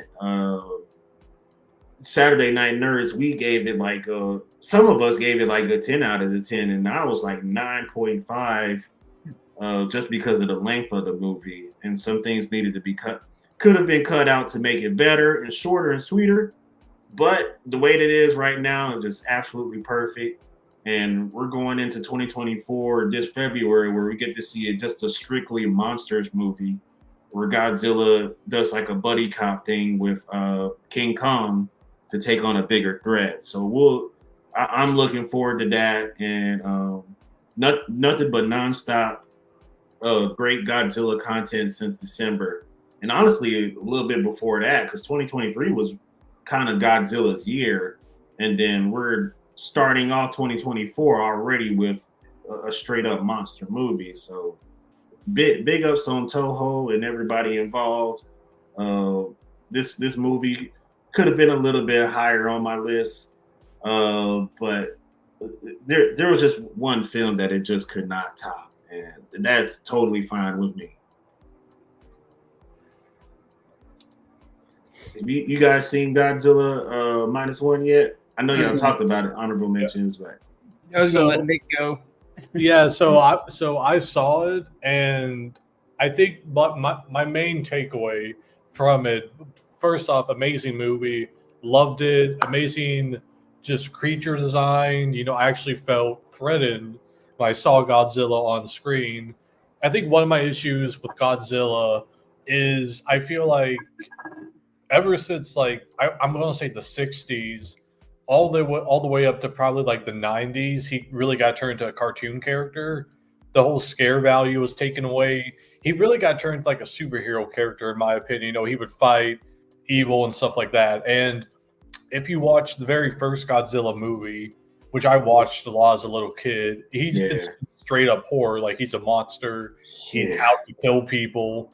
And it's one of those things where, like, if you pause it at certain moments, you will see terrifying images of Godzilla. Like, I think there's one image of Godzilla where he's just like smiling, but it's so terrifying because like how the suit was made. Yeah. And I'm really glad this movie -1 returned to like to those roots. I feel like Godzilla -1 really returned to like the first movie all the way back in the 50s. Yeah. I really liked how it kind of was it really returned to the commentary and reflection on World War II Japanese society, how they just got the bombs dropped on them, how they were basically just by themselves because America wasn't helping that much. And I think it was just a really good, really, in my opinion, it was a throwback movie to what the original Godzilla was, what the original Godzilla was about, the whole scare factor in this. Because when I was watching -1, I felt this was a very different Godzilla than the ones we've been seeing in the recent American movies. Because in my opinion, the American Godzilla is a borderline anti-hero. And I feel like the Japanese Godzilla, especially in -1 and the first one, straight up horror villain. Like, that's their Michael Myers. Yeah. That's their Michael Myers. So that's what I really liked about -1, how it was really reflecting on Japanese society after World War II, but also returning to the horror roots that was very, very prevalent in the first Godzilla movie. So that's my thoughts on Godzilla -1. Yeah, it's been a while since I've seen Godzilla eat somebody, and he straight up caught a couple bodies in just the first couple minutes of the movie. So it's like, oh man, humans have got their hands full. Ben Stewart says, "What's awesome is this movie came out of nowhere. I didn't know anything. I didn't even see a trailer before I went to see it. The trailer was out for a while. I was sharing it on Facebook, and I didn't even watch the trailer my damn self. So I'm like, why am I sharing this so much? And then I'm not looking at it. And then I finally got to see it one time, like just a week before I went to go catch the premiere. And it was like, man, there's so much hype around this movie, and the way it looks just through the trailer was just like, wow, these guys went above and beyond with this. Like a lot of practical effects, not a whole bunch of CGI. Godzilla really is back to his horror roots, and he is murking people. He's not like the movie from the 2000, the Godzilla movie with Matthew Broderick, with that dinosaur that wasn't Godzilla, but still kind of horrifying looking and terrorizing New York or wherever. Like, that left a bad taste in my mouth, obviously. Even as an adult, I watched the movie and it's like, that's not Godzilla at all. And we hadn't even made it to the part where he's fighting other monsters to keep the earth balanced yet. And -1 just kind of kept the good vibes going and the good reputation for Godzilla as far as movies go. So I really appreciate that. It's been a while since we all sat down in theaters to go catch the latest G movie, and they went above and beyond with it. Yeah, I'll just give my history on Godzilla because like I've been wanting to talk about this movie on this podcast anyway. This movie, I saw this in theaters as well, and I heard a lot of hype behind it, a lot of people talking about it, and I wasn't going to see it for the longest. I think I saw it like the third weekend it was opened, but yeah, I've never been like Godzilla. I don't think I've ever seen the original. I haven't, so I can't say I haven't seen most of the Godzillas. The only one I can remember was the 1998, the one you're talking about. Yeah. It came out, I think, the year I was born, but I grew up kind of seeing it on TV, and I didn't really care for that one either. And then I watched the Godzilla 2014. That was my first introduction. Was actually the 2014 Godzilla with Gareth Edwards, and I still like that movie, but like America cannot do a Godzilla movie like Japan can whatsoever. Like the Godzilla versus Kong, any of those coming up, I'm not near as excited for those movies is seeing what Japan does next with Godzilla, because like after watching this, I want to go back and see like Shin Godzilla that came out like in 2016, and I want to go back and revisit like the Japanese ones, because I think this was actually the first foreign film I ever saw in theaters, which is crazy because I've seen a lot of foreign films, but I've always seen them at home. And this was the first one I ever saw in theaters. There's actually a lot of people in the theater the night I went, which was good to see. And I was so engaged the whole time. I absolutely love this movie. It has from what I understand from the previous Godzilla movies, it's not much about the human characters. It's much about the monsters. Mm-hmm. And this one had, a lot of people are saying this one has the most human story out of any Godzilla movie. And I don't know if that's true or not, but from the ones I've seen, definitely, even the American ones, this is a better story. Just you feel for the main character and just like the kamikaze pilot, and like, you know, he feels dishonor, and like it really shows that culture and like how it was back then in Japan, and like just like and like Nick was saying, like in the American versions, Godzilla is not scary whatsoever. Like it never intimidated me, never scared me. When I was watching this in theaters, there were a few times where I was like, "Oh my god!" Like it just kind of puts you in that, like you're there, and it's like, "Oh my god!" Like that would be horrifying. And there's some moments where it's just like, there's one where he uses his breath or whatever, and there's just like the sound just cuts out for a second, and it was just like, damn, like Jesus, like. Whew. He is such a force in this movie, and like there's one scene Nick was talking about where he like it looks like he's smiling, and it's like, and it, you know, you think that'd be hokey and funny, but it's actually like terrifying the way they shot it. Yeah. And another thing about this movie is the guy that made this movie, he wrote, directed, produced, he did everything for this movie. The guy, I forgot the director's name, but he did absolutely everything for this movie on a $15 million budget, by the way. Ooh. And like, I've seen $200 million. I don't want to attack Marvel, but I'm going to attack Marvel again. I've seen a $200 million MCU movie that doesn't look half as good as this movie did, and it was made in $15 million.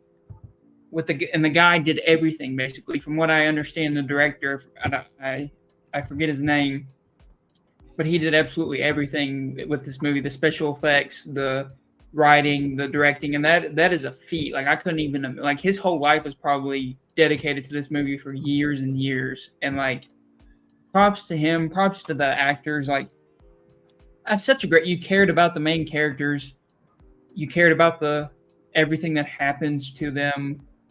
And like, I think I gave it like a 4 out of 5. It's an A for me. My only issue with it is, and it's a cheap issue, and it's like a cheap shot because it is made on 15 million. Some of the CGI did not look great for me. There were some scenes where I was like, oh, you could have, you know, but like for 15 million, I mean, I can't really hit on it much, because I mean, that's insane what they were able to do with that production value, and just such a great story. So yeah, that's my thoughts on Godzilla -1. Just a great, it might be in my post tomorrow on my Instagram for my top 10. Cause like it is, yeah, like I'd watch it again. Like, it doesn't matter that it's, you know, because like we have the problem, America, and me in America, where we don't like to watch subtitles, you know, foreign films. But once you get over that, there's so many great films, especially from Asia, just like South Korea, Japan, just some great films from that region and all those areas. And yeah, so Godzilla -1, great film, definitely great. Absolutely. Well, that's all I had for my number 2. The man Nick is up next. All right, guys. So I feel like my number 2 is actually going to shock you guys. Uh-oh. My number 2 is Oppenheimer. Oppenheimer is not my number 1, but is my number 2. And right off the bat, I just want to say I am a huge major fan of biopics. I love biopics a lot. Vice, The Founder, some of my favorite movies right there, especially Vice. Mm-hmm. Especially Vice. That was such a good movie. But I do feel like, especially with a lot of the musical ones that have come out in the past 5 years, the one about Queen, the one about Elton John, you know, I feel like there's a lot of tropes associated with them, a lot of, you know, types of storytelling that gets stale after a while. Whenever I saw Oppenheimer, all those tropes, all those cliche storytelling was blown away completely. Again, I remember when I saw the teaser trailer, the teaser images for this, I was so ready just to see it. I was ready to just see this movie because Oppenheimer was a figure I knew a lot about going into the movie. I did my research on him. I remember reading about him, but yet at the same time, there was stuff I had no idea about until I watched the movie. Like one thing I did not know was the whole issues President Truman had with him, how he called him a big baby. Yeah. That was one thing that kind of like took me back. But I think the movie, again, it was visually amazing.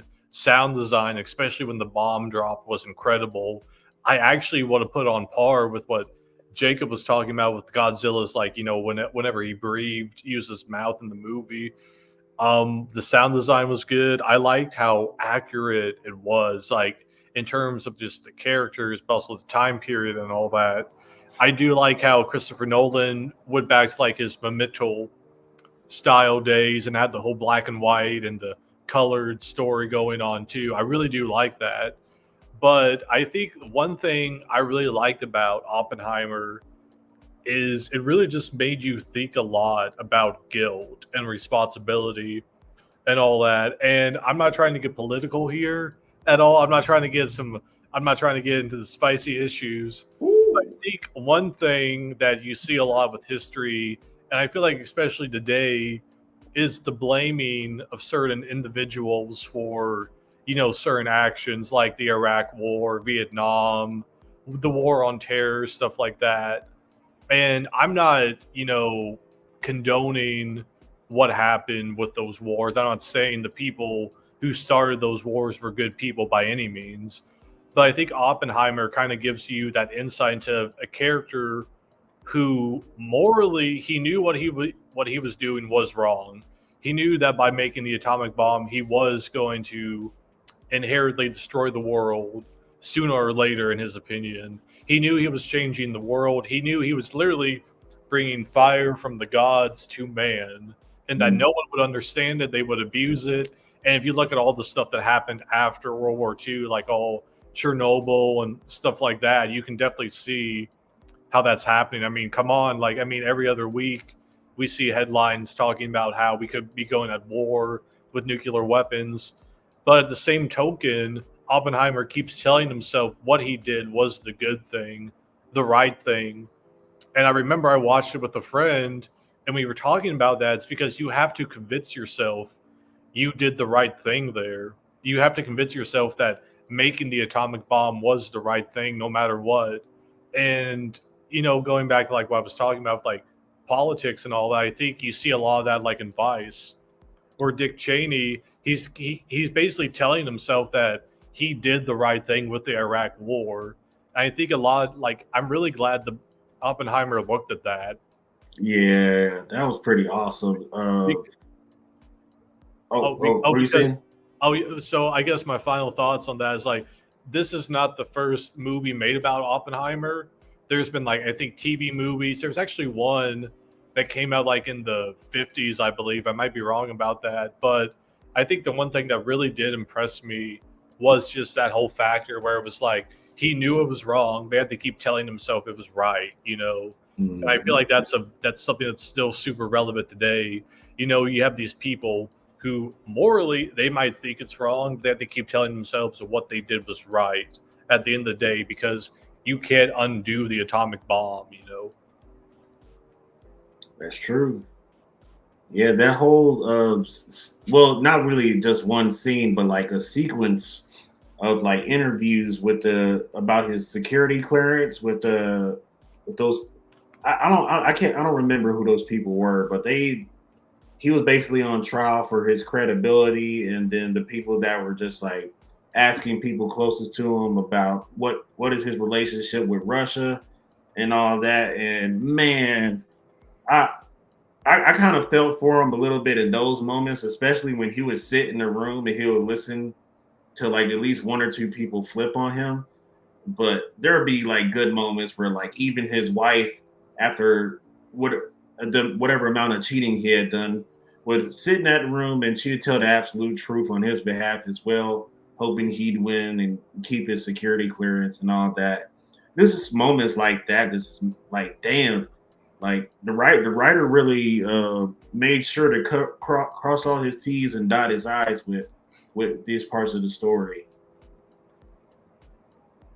Yeah, I mean, I'll talk about Oppenheimer in a little bit, obviously, but I already did a podcast on it, but I will say it did last night sweep the Golden Globes for like best director, best male actor in a drama, Best supporting actor. Yeah, best supporting actor. RDJ got that. Who else? Best historical drama, best drama is what it was, and it deserved all that. I'm so happy it swept last night, and yeah, I'll talk about it more in a little bit. But yeah, Oppenheimer just. Christopher Nolan going down in history as another directing legend. My number 2 is a little film that nobody seems to be talking about ever, and it depresses me sadly. The Holdovers is my number 2. Look at this. This film, Alexander Payne, I've seen a few of his films before. I've seen Election, The Descendants. I still haven't seen Sideways, but I've seen like more of his popular ones. And this one, if it wasn't for Oppenheimer, this was number 1. This would have been number 1. This is just the ultimate holiday film.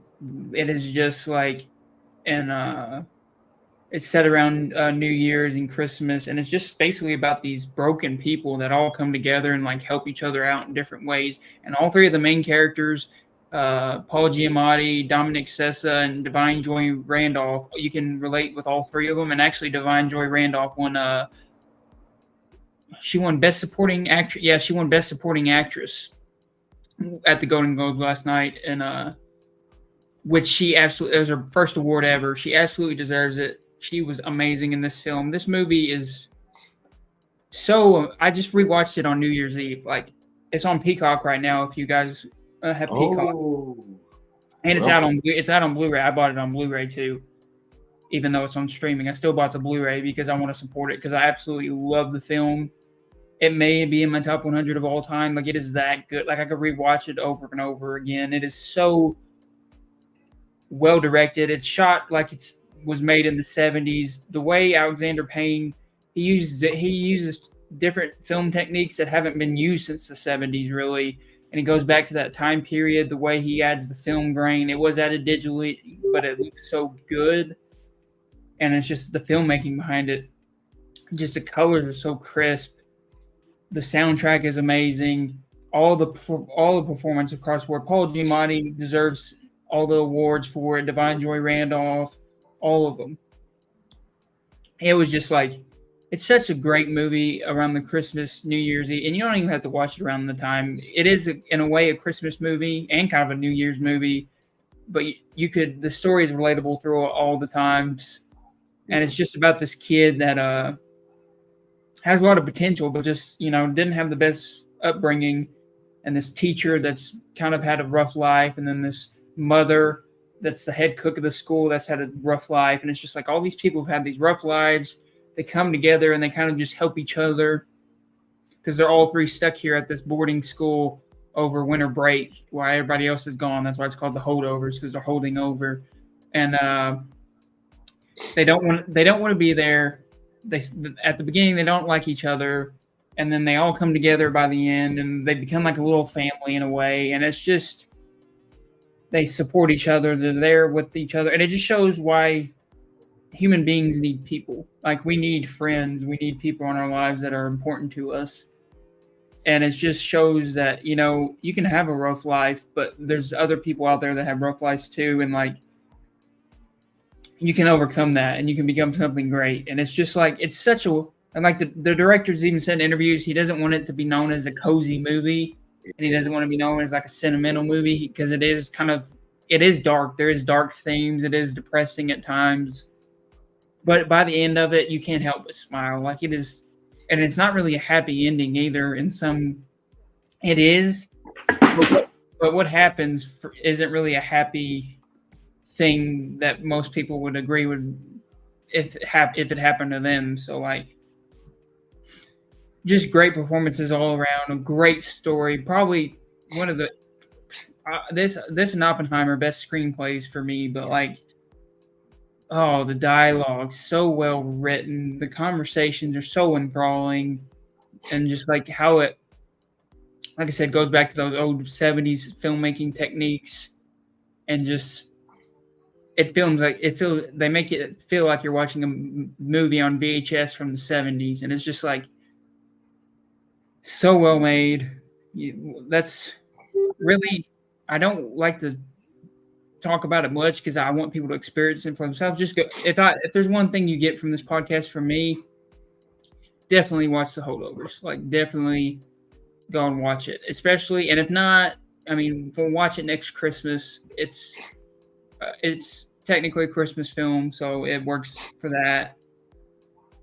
Just a great movie. Just absolutely. When I came out of the theater, I was like, we need more independent movies like this. Alexander Payne is a big name, yes, but it's produced by Focus Features. It's more of an independent story, and it deserves more. It's getting love, but it deserves more than it's gotten. And it's just such a great film. And like, yeah, that's all I got to say about The Holdovers, because I want you guys to experience it for yourselves, because it's such a great story. I just gave the basic synopsis of it, and it's just, I can't say enough good things about it. Just so much wholesomeness. Yes. Have any of you guys seen it? Nah, I tried to. I'm probably going to catch it on Peacock now. Yeah, I remember watching the trailer when it came out, and it just gave me the vibe of like movies from the '70s right away, which I know that's the time period it's set in.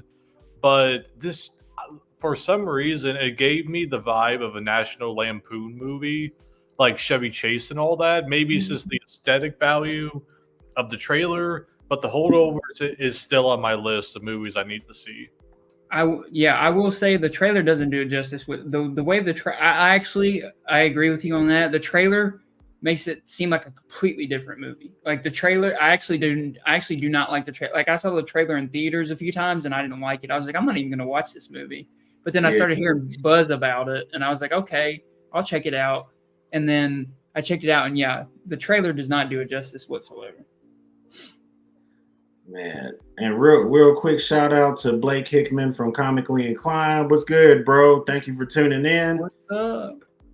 Yeah, we just made it to our number ones of best films of 2023, and I guess it starts with me. Yes, sir. So my number one best film of 2023, strictly my opinion, and did not win anything at the SNN Awards, unfortunately, is Killers of the Flower Moon. We were just talking about this earlier. Sweeps the Emmys.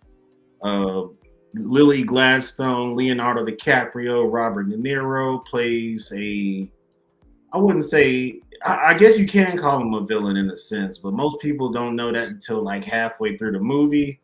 But they do give you a little bit of background on what's going on with the Osage tribe, or the Osage Nation. And the movie starts off immediately by telling you things that you don't know about the Osage. In fact, that they're like the wealthiest, I think they're the wealthiest demographic in America at that time. And because a couple indigenous people struck, I think, an oil rig early in the movie. So they just been sitting on bank, and they were able to kind of live side by side with white people. Not exactly peacefully, but they were side by side for a while. And there was a lot of marriages that went into with the white people that lived in that community and the Osage, and most of it was just planned so that people could get access to the money and the inheritance that would be left behind if they decided to kill their spouse or whoever they needed to. And it's just like, man, American history has always been dark. I hate to get on like a political soapbox, but I mean, this wasn't even that long ago. I think this was a movie based on like the 50s, and it just like one harsh reminder that even indigenous people, it may not be as bold and in your face back then as it was with Killers of the Flower Moon today. But in that time, those guys just didn't give a shit. So they're just like, if we need to screw these people over just so our family can have a legacy, then we're going to screw these people. And Leonardo DiCaprio was kind of like the nephew of Robert De Niro. And those two together kind of just hatched the plan to just do horrible things to his own wife, which Lily Gladstone's character, to make her sick until the point she finally dies.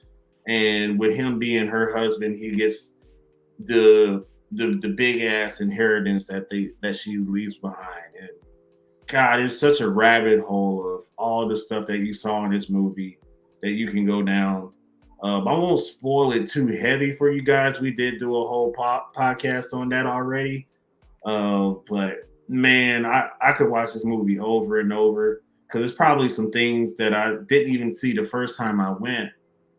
Since it's damn near a 3 hour long movie, I did eat a bunch of popcorn and catch a food coma at some points in the movie, but I didn't fall asleep because it was boring. It was definitely as very informational as it gets. I loved it. I learned so much. I learned just as much from Killers as I did Oppenheimer. And it's just like movies that kill ignorance have a special place in my heart. And if learning everything that I know now about the Osage would make me like a better person when it comes to interacting with indigenous people, then I'm all for it. And I think more directors should look into controversial historical moments and keep making movies about it. So Scorsese and Nolan kind of hit the cash cow on that. I know there was a lot of comparisons with Scorsese's movie with a lot of Marvel movies because Scorsese kind of got himself into trouble talking shit about Marvel movies. And it is what it is. It doesn't change the fact that Killers of the Flower Moon is incredible. Um, honestly, I could watch it again and again. I could put it on for myself, or I could be watching it randomly at a friend's house, and I just never get tired of it. Movies that just teach me history. Me being a history buff, I cannot say no to it. It just makes you think, like, where else can we go with historical movies, like historical controversial movies that most Americans don't know about? And we've seen it in TV shows all the time where you talk the Black Wall Street, Tulsa, Oklahoma massacre. But I don't think we've ever gotten like a full length movie about it, like directed with the heavy quality that Nolan and Scorsese put into their films. If we had that type of attention, a lot of people would start waking up to the truth about where we came from in America and where we're headed today if we continue to repeat history. So, Killers of the Flower Moon. I paid the $15 on premiere night to catch it, and it turned out to be damn near worth $30 and then some. So it double the value. It's definitely a movie worth owning. And in my opinion, just maybe a hot take, but it's probably Scorsese's best film, and De Niro's like my favorite De Niro role thus far. And Blake Hickman in the comments says Scorsese is a great filmmaker, doesn't like that something else is a success that he doesn't believe in doing. Hold on one second. Oh, that he doesn't believe in doing. Yeah, Scorsese. He feels a certain type of way towards superhero films. Apparently, I let him have it. To each his own. I'm not going to argue with a legend about what superhero films, what their value is to our society, but the man kind of earned his right to talk shit because he just has a long history of really amazing films. And I wish he would just give Marvel a chance though. The MCU has been have mixed opinions and divided audiences, but if you were to ask me, I'd say the MCU has been flawless from start to finish. So to where we are today, maybe that's another hot take from me, but I disagree with Scorsese. But I can't say that I hate Scorsese because this movie was incredible, and it's just another really good Scorsese movie. So it's just like, even though I don't see eye to eye with him about his opinions on superhero films, the man can show up and make a historical film and bust his ass doing it. So I got to take my hat off to him. He earned my respect with Killers of the Flower Moon. And if you guys haven't seen it, that should be one of your higher priorities. Can you guys hear me? Yeah. Yes, sir. Okay. I had to leave for a second. My mic completely cut out. I'm sorry about that. Oh, it's all good. Yeah, I was like, oh, hopefully his internet is okay or whatever, his laptop or whatever it said. Yeah, I had to leave, so I missed a lot of that, but I had to leave, and my bad. But yeah, I completely, whatever you said, I probably completely agree because, like, yeah, it's a great movie. It's so good.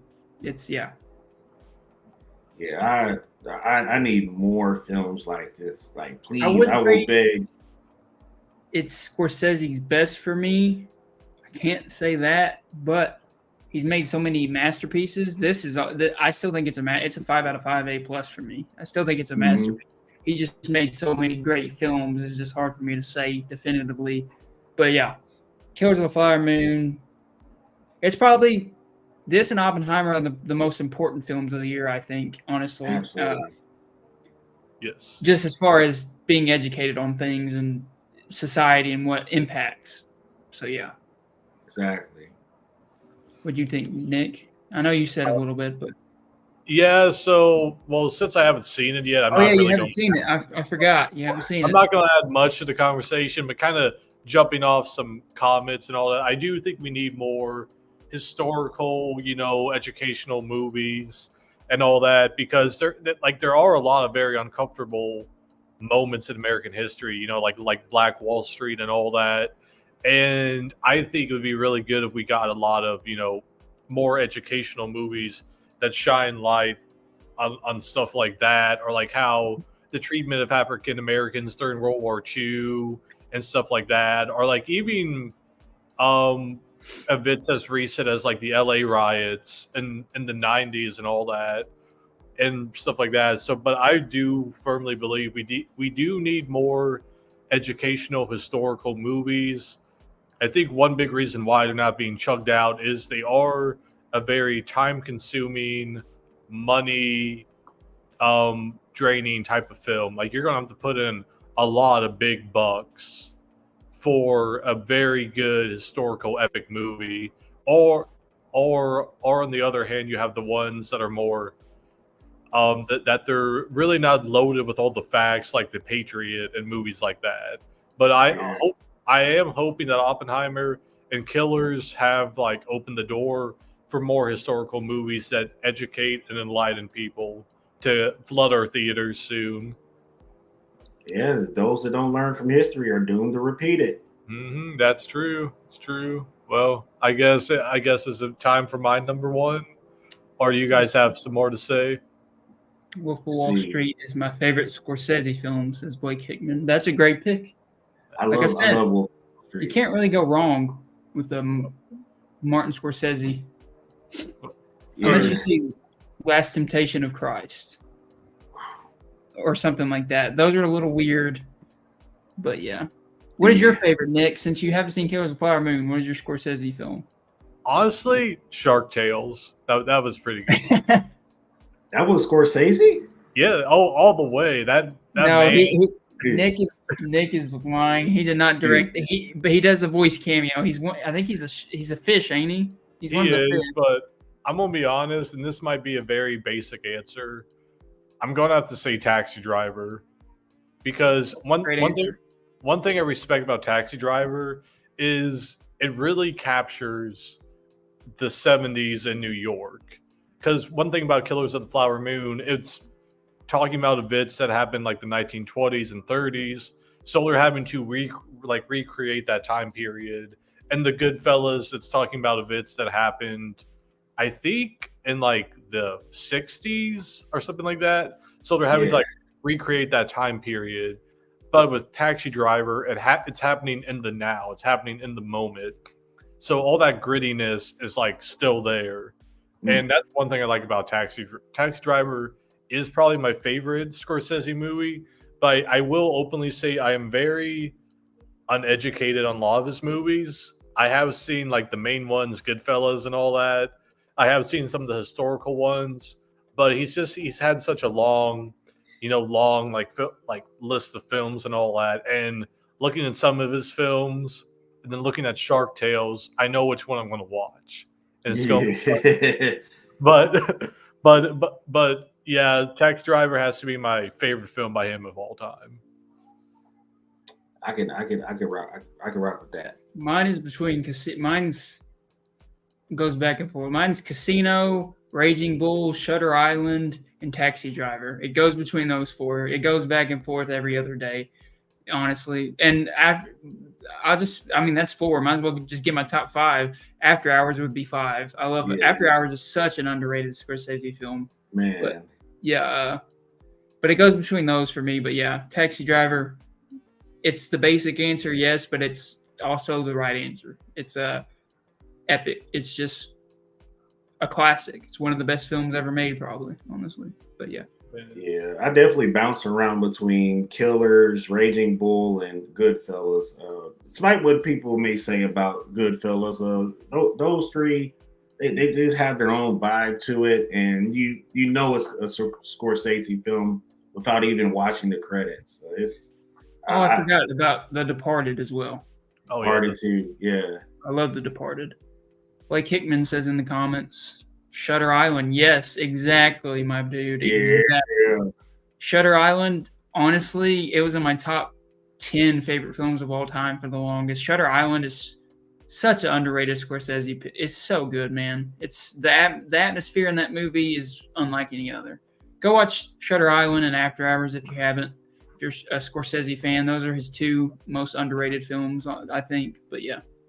Yeah, man. Leonardo DiCaprio and Scorsese kind of make a dynamic duo at this point.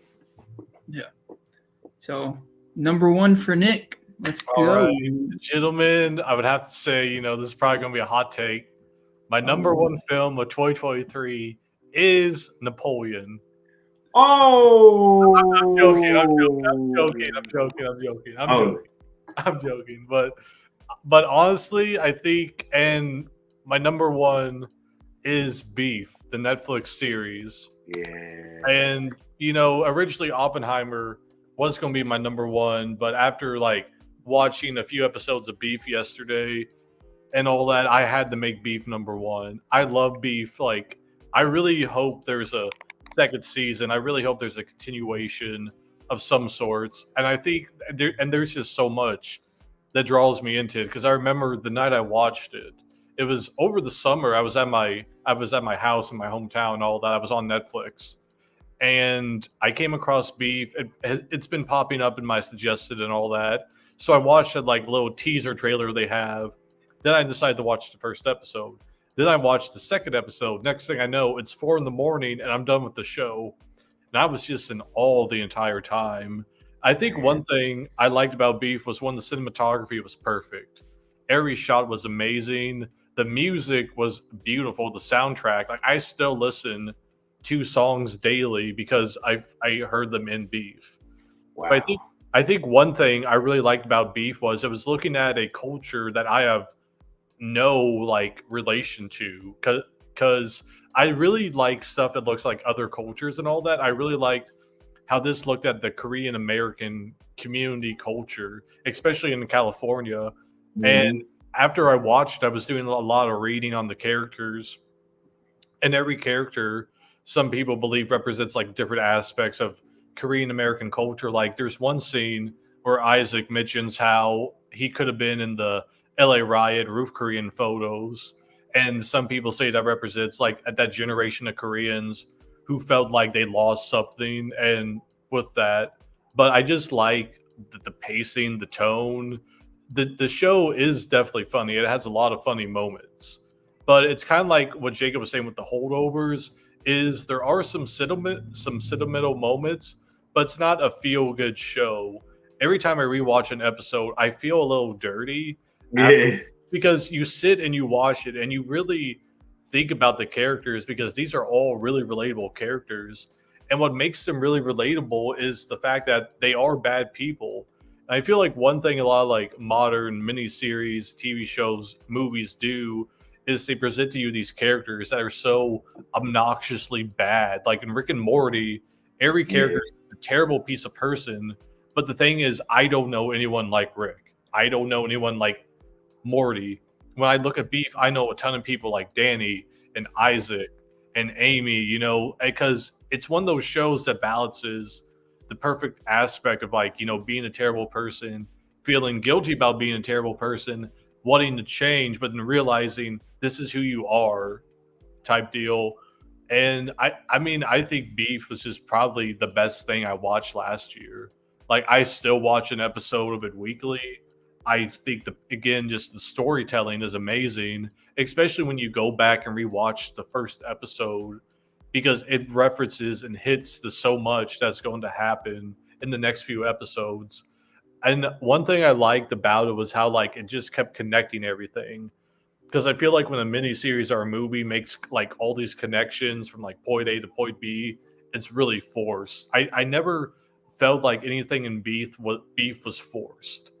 Because like I remember when I watched Prisoners for the first time, a lot of people did not like how Detective Loki figured it out because he got mad and he threw all the stuff off his table or desk or whatever, and he looked down and boom, everything got connected mentally for him.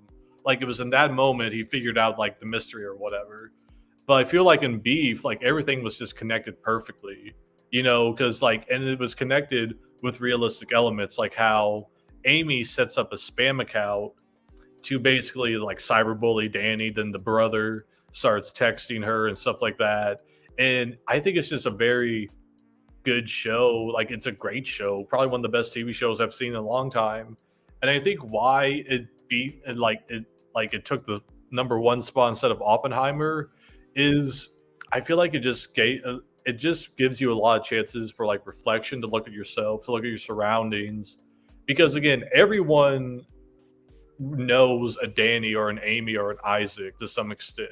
Yeah. And I think one thing that separates the like whole guilty factor that's prevalent in both Oppenheimer and Beef is we're never going to be in a position like Oppenheimer was. But we are going to be in positions like Danny and Amy were in the first episode with the road rage. We're going to be in positions where you have to deal with maybe sketchy family members or friends and stuff like that. And that's one thing I love about Beef. It presents these characters in a very unsympathetic but sympathetic light. It shows you their flaws and it shows you what's good about them. And I think that's one thing I really love about the show. And it is one of those shows where I will openly say, as the episodes went on, I started to hate certain characters more. Like Danny, I hate Danny with a passion. Yeah. Especially, I'm not trying to spoil it or anything. I'm not going to spoil it, but especially in the last few episodes, he does some terrible, unforgivable things, in my opinion. Like, he does some terrible, terrible things. Man. But in my opinion, Beef, best show of 2023, the best thing I saw of 2023.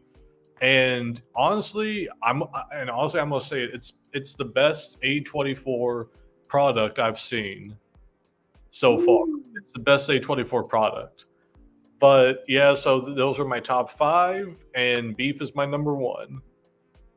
Well, for as the A24 connoisseur, the A24 king, that is me. And this is we need to have like a new segment where we just have like a we need a graphic that says Jacob's plea to work for A24, because every episode I do this, and this is the episode. This is the part of the episode where I put this in. A24, hire me, please. But anyway, as the A24 connoisseur, I am not mad at that take, Nick, whatsoever, because the more you talk about Beef, I haven't seen Beef since, when it came out was like February, March 2023, something like that. It came out in like the spring, I want to say. But I watched it when it first came out, and I kind of forgot about it, and that's sad to say, but it's the best series of 2023, easily the best series. You're completely right on that. I wouldn't be like, I'm not mad at all that you think it's the best A24 thing they've done, because honestly, I mean, I can see it. It is so, and the more you talk about it, the more I started to remember it. That's why I was sitting there kind of shaking my head, because like the more you talked about it, you were like sparking my memory on it. That I kind of want to go back and rewatch it now after you talked about it. It is. I could see why you watch an episode every week. It is so good. It is, and like you said, like we're in the same boat. We can't relate with the Korean Americans, obviously, because we're both white men. But like, you can still relate to those characters. Like it's giving you information on this community, but you're also able to relate and see yourself in those characters, like or other people, and like literally like. You're right. Like I remember watching the show. I was like, I know so many people like Danny, so many people like Amy, so many people like his brother. Is his brother Isaac? His brother is Paul. Isaac is their cousin. Yes. I've seen people like his brother. I know people like his brother Paul. Even like I've seen people like that, and like it is like the last few episodes. I remember just being like completely just dumbfounded. Like the last episode, man, like. And I love how it goes from it starts with just a little road rage incident that you think is nothing. Yeah. And it unravels the whole series. It just unravels. And it also shows how fragile our environments are. Like just that one road rage incident literally took these two people off and parts of their family into a whole nother path of life. And it shows just how fragile somebody's environment is, and how we grow up, and like how our parents treated us, how we grow up, the environments we were in, how they shape us. And like just like little things like that can just set people off, and you'll never be the same just off a little. Like it shows how fragile everything is in a way too, which I really liked. And it makes you reflect. It does make you reflect on your life, and like it made me reflect on like things I've done in the past that maybe not been good, and like it kind of makes you want to be a better person. And like I get what you say about feeling dirty after the episodes, because some of them you're like, yo man, but then you can relate to it at the same time. You're like, oh, I've been in situations like that, and then you're like, oh my god, I feel bad for being in situations like that. And it's like it's such a reflective series, and I'm so glad you brought it up, and I'm glad we gave you the pass of having a series on your list, 2 series on your list, because I wouldn't have been able to talk about this any other time, and I'm so happy that we're talking about Beef right now because, best series of 2023. What you said about the soundtrack, absolutely. There's a song on there. I don't know the name of the artist. I think is it Bjork? Is that the artist name? Yeah. I'm trying to remember the name of the song. You know that it's like Always Love or something. Yeah. They play it when they're driving at night, when he's taking her to the one. I don't want to spoil too much, but when he's driving her, I want to say. Yes, that one. I think it's Tom York, I believe. I might be wrong. I thought it was Bjork, like the musician. Oh, Bjork. Oh, yeah. I believe it is. Yeah, I'm trying to remember the name of the song, but I know what scene you're talking about. Like I can picture it in my head. Yeah, I watched that scene, and I literally would drive at night listening to that song because of the series. Like I have that song downloaded. I don't listen to music like that at all. Like that music is not in that type of genre of music is not in my wheelhouse whatsoever. But I love that song just because it reminds me of the show. I think so like good. it is so good. Like that is such a great Beef. That's just like Nick is the hot take master. I know. But for once, I'm just like, Nick, you just knocked it out of the park with your number one. Because the more I think about it, gosh dang, that is such a great series. So, yeah. I've heard a lot of hype about Beef, too. It's just like, man, I'm halfway through with it, and I might, because of what you and Nick are saying tonight, I might just go ahead and finish the series tonight. I'm kind of excited about it. The series really ends on that kind of note. So my friends have hyped it up in the Facebook group, and it's just like, yeah, it's one of the few live action shows I got left on Netflix. So once I finish that, I actually be able to come into my own opinions about it. And I'm sure, like from the first 3 episodes I've seen so far, that it's going to continue being great content. So I'm not too worried about that.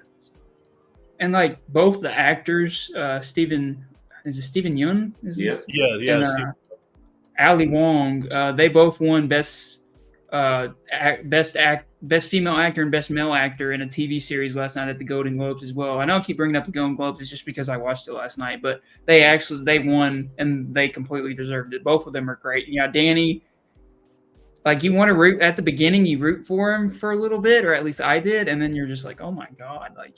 But then like they're so perfect for each other at the same time, but they're both like, it's just like you don't like them, but you can see parts of yourself in them. It's just so written so well. Oh yeah, no, and just a few more quick notes about Beef before we move on to Jacob's. On number one is Beef was basically my version of how you mentioned that John Wick got you back into filmmaking and all that gave you hope. Beef gave me hope, and ever since then I've been trying to like basically write my own version of Beef, kind of like get back to the screenwriting and all that.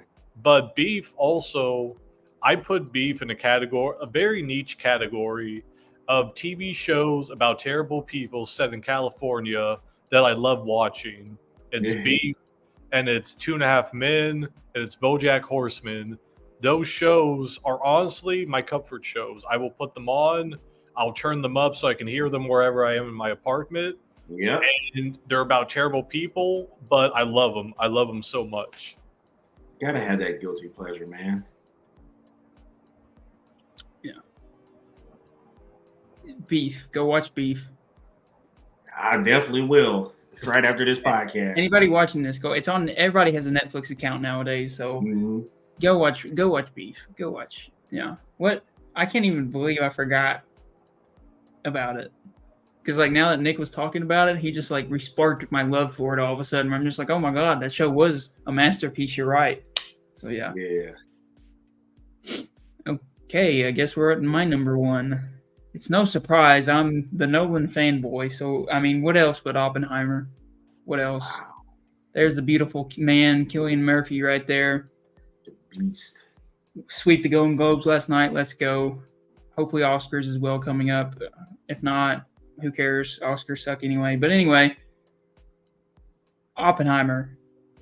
Masterpiece of a film. Top 50 favorite films of all time. Yes, I said that. Top 50 favorite films of all time. And I will say this. I have seen many, many films. I've watched probably 5 times the amount of films. I think all of us here have watched 5 times the amount of films that a normal person watches. Because that's our whole thing. But like, top 50. And like, that's crazy. Like, I've never, 2022, I had that happen. But like, back-to-back years, I've had that happen now where like, something made it in my top 50 that's this new. And like, it completely deserves it. I knew nothing about Oppenheimer before this. I knew the name, of course, and the Manhattan Project, obviously. You learn about that in school, but you don't know about the person. And, he's such a morally gray character because at the same time, there's that scene where he says, if we make this and they set it off, they won't want to set it off again. And I mean, in a way, there hasn't been, cross your fingers, there hasn't been a nuclear explosion since America used it twice on Japan. But like, I feel like, because like you want to be like, well, I mean, America used them, they kind of drove off with his baby, but at the same time, he also knew the implications. So such a morally great character. Albert Einstein, Robert Downey Jr., Best Supporting Actor. My God. Emily Blunt, that scene where she just flips when she's being interviewed. Yeah. In the room. when Robert Downey Jr. tries to embarrass Oppenheimer. His character, Louis Strauss, tries to embarrass Oppenheimer. His wife just comes in and saves him even after all that. And it's just like, wow, like there's so much good acting in that film. And the script, I think Christopher Nolan wrote it, actually. It's written and directed by Nolan, which he doesn't, I don't want to say he does it all the time. I don't want to be corrected on that. I know he's did it in his early years. So this is kind of him back to his early years. I know his brother wrote some of his movies, but this is kind of like back to his early years where he wrote this film, because this movie came about when Robert Pattinson gave him that book on the set of Tenet.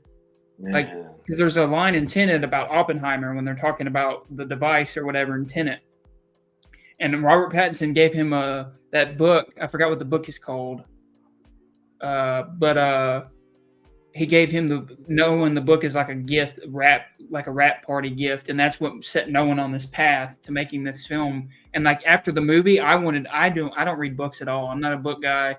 Haven't read a book since high school, and like I wanted to read it. Like I went to Barnes and Noble and almost bought it like 60 times, probably. Like that's exaggerating, obviously, but like I wanted to read the book because like I love this movie so much. I've never had a movie where both times I watched it, after the movie, I sat there and I literally stared at my shoes for like 10 minutes with my, like, just sat down staring at the floor in shock for 10 minutes, even on the rewatch. And that sounds so pretentious and so cheesy, but it's true. It literally did that to me. Like, it made me feel shocked. Like, I literally thought of every bad thing I did in my life at that one moment. It was like, you know, those memes where it's like you like see your whole life in front of your eyes, and it's like those memes where it shows like a bunch of crazy stuff. Yeah. Like one of those things that happened to me where it's just like I just saw everything I did, and I was like, oh my God. Like, it's such a good story. It's a great story about American history, obviously, but it goes deeper than that. It's about human guilt. It's about feeling ashamed. It's about guilt and what that does to you. And like, of course, nobody's going to be on that. We're not going to be on that level. Like Nick said, we can relate more to Beef than we can to Oppenheimer, definitely. But like, you know, we all have created things, not an atom bomb, obviously, but like on a much smaller scale, we have created things that have created terrible, like have had terrible outcomes. And like, because of us and what we knew, you know, we were doing wrong, but we still, you know, thought we were doing the right thing at the same time. And there's such a morally gray thing there. And it's just like, you just wrap your brain, you just want to think about it and wrap your brain around it about like guilt. And I literally sat there and, like I said, stared at my shoes for like 10, 15 minutes, just feeling like complete guilt and another shock. And like, I knew it was terrible before, but like after watching Oppenheimer, I was like, what did we do like back then? Like, how awful like it just made you think how it made, again, like Killers of the Flower Moon, it showed you how awful America really was back in, like, you know, people like, let's go back to the good old days. There really was never good old days. None. There really was never any good old days. And like God. and it just shows how messed up the government was and how like they basically scapegoated him. They used him as this. I mean, yeah, he helped create it, but it's not just him that's guilty. It's all these people. And like, because he was so blasé with like how he did the project, that created the Cold War and like all that came after. It's like it's such a huge ripple effect that this one guy had on the entire world. He changed the world forever, and it had a ripple effect that we're still dealing with to today. Like Nick said, every other week we're seeing something about a nuclear war, atomic or whatever, you know? So it's just like, it's still relevant to this day. And it shook me to my core both times I watched it in theaters. And I've never had a movie do that in theaters. I've maybe ever. I can't remember. I can't think of a movie I've seen in theaters that made me like feel like that, like damn, like that guilty and like shake me to that core, to my core like that. And like every time I tell people about that, I feel like I'm like, oh, you're just like overreacting, or you're hyping it up, or you're being metaphorical, or you're being whatever. Over dramatic, yeah. Over dramatic. But I'm not. Like, it literally shook, like both times. I'm telling you, like I had a friend that was with me the first time, and I was looking at my shoes, and he literally was like, "Are you okay, man?" He was he thought he thought I was about to pass out. Like he was like, "What is going on with you?" Because like I don't know what it did to me. I don't know if it was how the story was told or what. It just shook me to my like. It made me question my existence. Like I was just like, it was existential for me. It really was. And like the score, Ludwig Göransson. Yeah. Beautiful score, great score. Cillian Murphy, best actor. Call it right now. He deserves it. Best director, Christopher Nolan. It's a masterpiece. It's a top 5 Nolan film. And Nolan's made many. He's my favorite director of all time. I'm a Nolan fanboy for life. And Oppenheimer.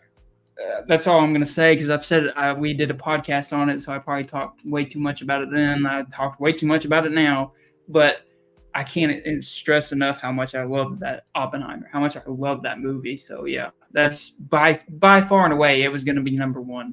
I couldn't see anything topping it. Holdovers was the only thing that came anywhere close, and it was still kind of off the mark. So like, yeah Oppenheimer, best film of 2023 for me. We all walked out that theater better people, smarter people too. So it makes you reflect. It really does. I mean, obviously not on that scale, but like it makes you think about your decisions in life and how your decisions can affect others. And like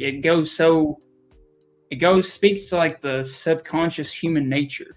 Like it really does. Like it speaks to your subconscious in a way, or at least it did for me. And like, masterpiece. Yeah. Robert J. Oppenheimer was always kind of like a brutally honest dude. Like he would keep secrets, but he wouldn't like lie to people. And I respected that about him. He was kind of savage. There's been some one-liners in the movie where somebody would say something to him and he would just clap back. And it was just like, damn, Oppenheimer's kind of he's kind of a tiger, man. You know, that's not a guy you can play with. And one guy who got humiliated by him decided it's like, you know what, I'm going to ruin his credibility. I'm going to get his security clearance taken away and whatever else that comes with that. And somehow Oppenheimer came out on top. So I was like, good for him. But yeah, stop cheating on your beautiful wife. I know Florence Pugh is hot, but Emily Blunt is just as hot. So behave yourself. Have a little bit of morality. Well, I guess my final thing will say about Oppenheimer, because again we had our podcast about it and we've covered it a lot on this episode alone, is I feel like there's a lot of people who should be labeled like some of the most evil, worst people in American history and all that. And I will openly say, minus that one old man, that entire security council, the lawyer and all the other people, except that one old man who voted no, I believe that they are some of the most evil people in America's history, because they openly knew what they were doing was a sham. They know what they were doing was because of a very vengeful man, and they still did it anyway. And quite frankly, they ruined his life because of that. So that's my final take I have to say about Oppenheimer. Yeah, screw those dudes. And how great is it though that a 3-hour epic that's based on a book written by Christopher Nolan, based on historical events, obviously too, but he based it off of one book, is one of the highest grossing films of 2020 of the past year. Like that is insane. Like a 3-hour epic, and people came and supported it, and like that's amazing that happened. Like I would have never thought a movie that cuts back and forth, black and white, of Christopher Nolan. Like Christopher Nolan brings people to the theater, don't get me wrong, but like a 3-hour epic about about a guy, just a scientist, but arguably one of maybe the most important people in history if you think about it. But like that made that much money, and people from all types of film fans watched it, which is just amazing. So yeah, just amazing that happened this year. Yeah, I this hope past. Christopher Nolan does a Henry Ford movie. That's going to be interesting. A Henry Ford. Yeah. That would be really awesome. That'd be cool. Whew, that He man needs to is dip his toes into more historical things. I feel like I actually want to see him do a horror film next, honestly. But if he does that and he pulls it off, he's the god of directors. I can only imagine a Christopher Nolan horror film. Like I think about that, and I'm just like, that could be the greatest horror film ever made. Like if he, Yeah. like, if I, whew, Honestly, like I feel like if Christopher Nolan did a horror movie that looked at the influences of like several famous movie monsters, like how Vlad the Impaler inspired Dracula and stuff like that, I feel like because it still has that historical aspect, I feel like that'd be such a good movie if he did that. I could. Ooh, excuse me.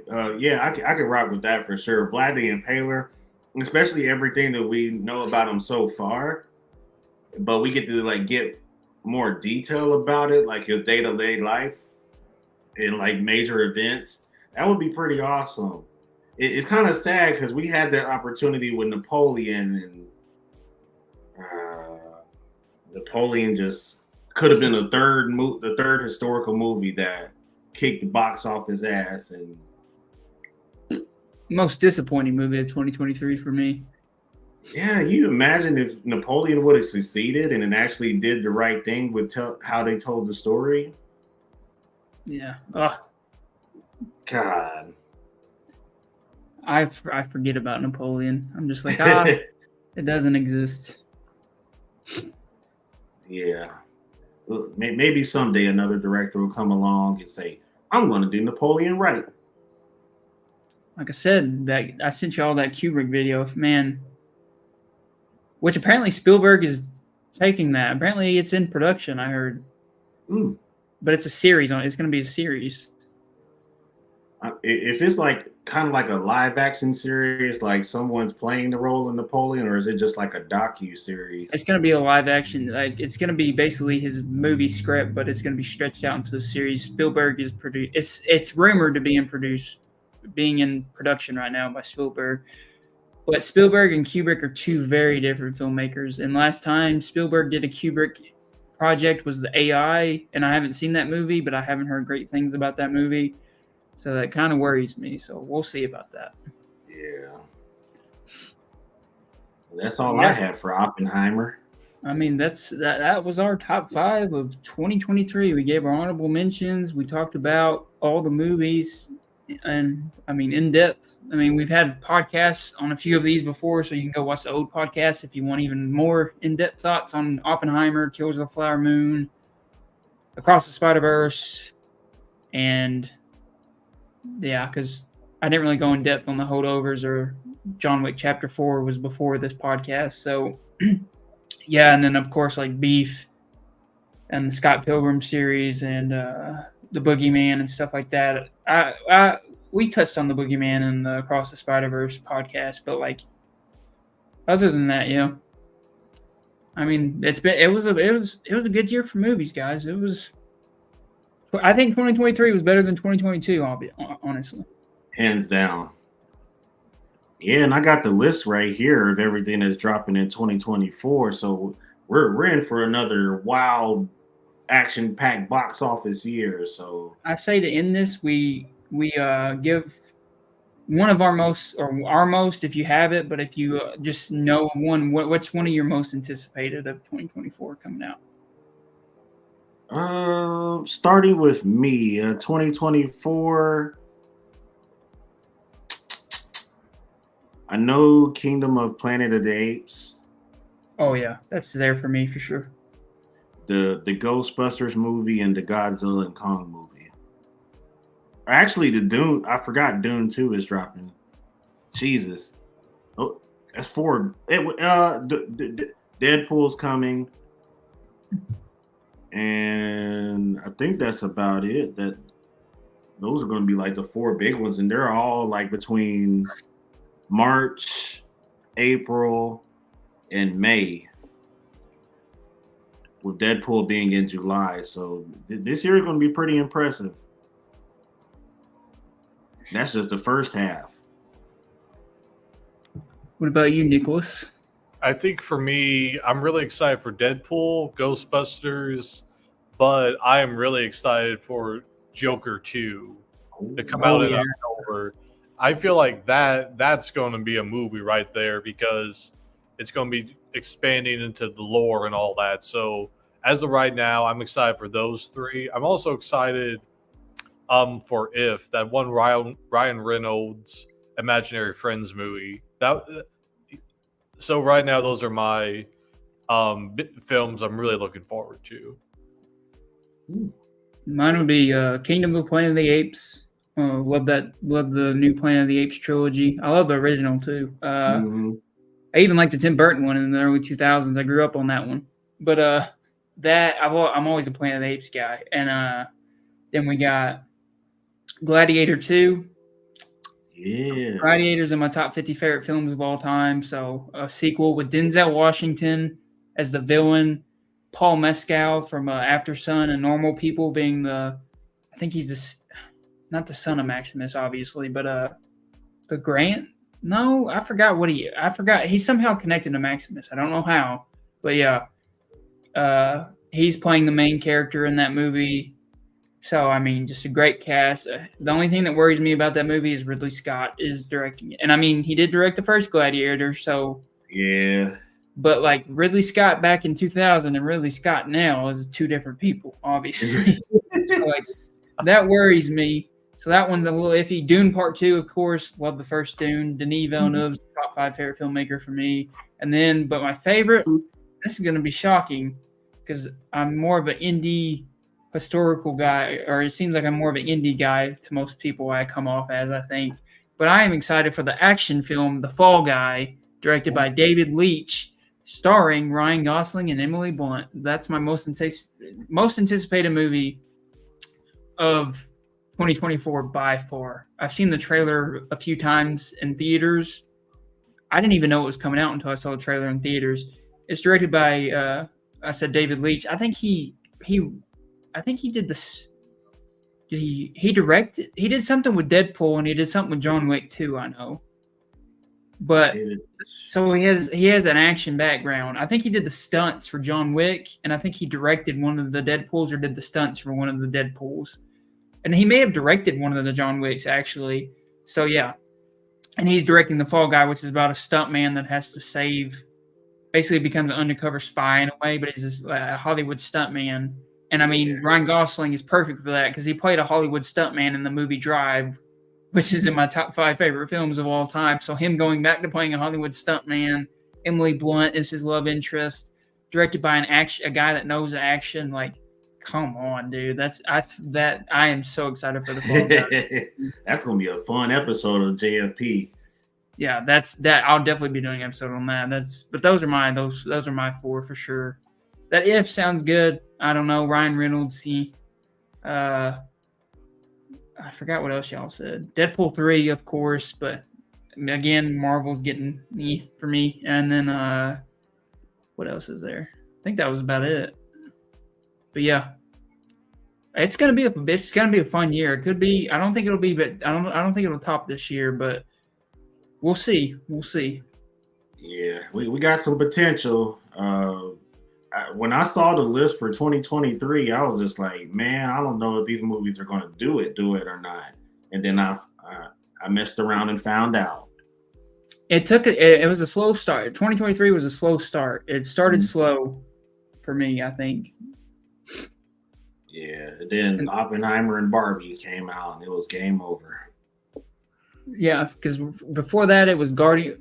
I liked Air and Guardians Volume 3 and Across the Spider-Verse, and John Wick had already been out, but like it kind of kicked into like, oh, this is a great year for movies once Oppenheimer and Barbie came out, and then Killers, and then Holdovers and Ferrari and The Killer and stuff like that. So yeah.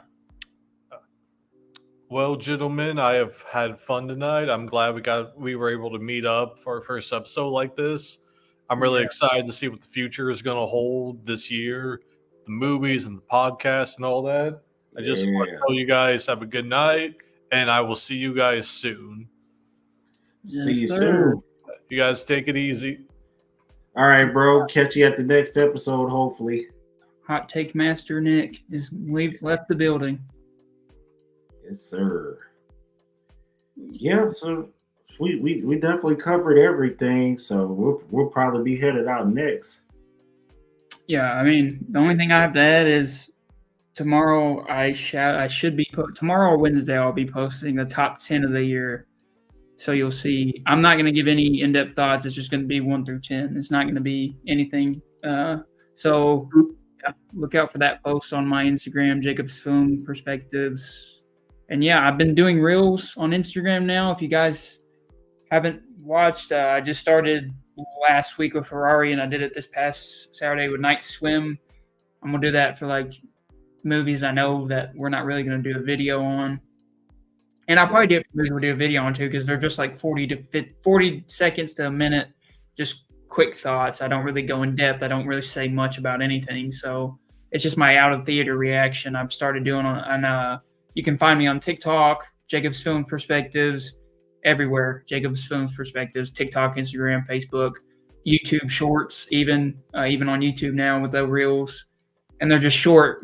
They're going to be a minute long or try to be a minute of just me out of theater reactions. Just like literally in the theater parking lot, just giving my first off the dome thoughts. So yeah, that's all I have to plug really. And be look out for the next episode of Jacob's Film Perspectives. I don't know what it'll be. I don't really have a thing, but hopefully it'll be something, a good movie. Hopefully. I just had the list in my hand too. I'm pretty sure there's going to be at least one. January is kind of a dead zone for the movies, so yeah. January 5th was Night Swim, and you already done Night Swim, so Night Swim I don't think we could hold an episode on, honestly. It's one of those quick thoughts where it's just like, yeah. So the way things are, we got one superhero movie in February, and then Dune in March. Then actually March, April, and May are going to be pretty action-packed this year, so.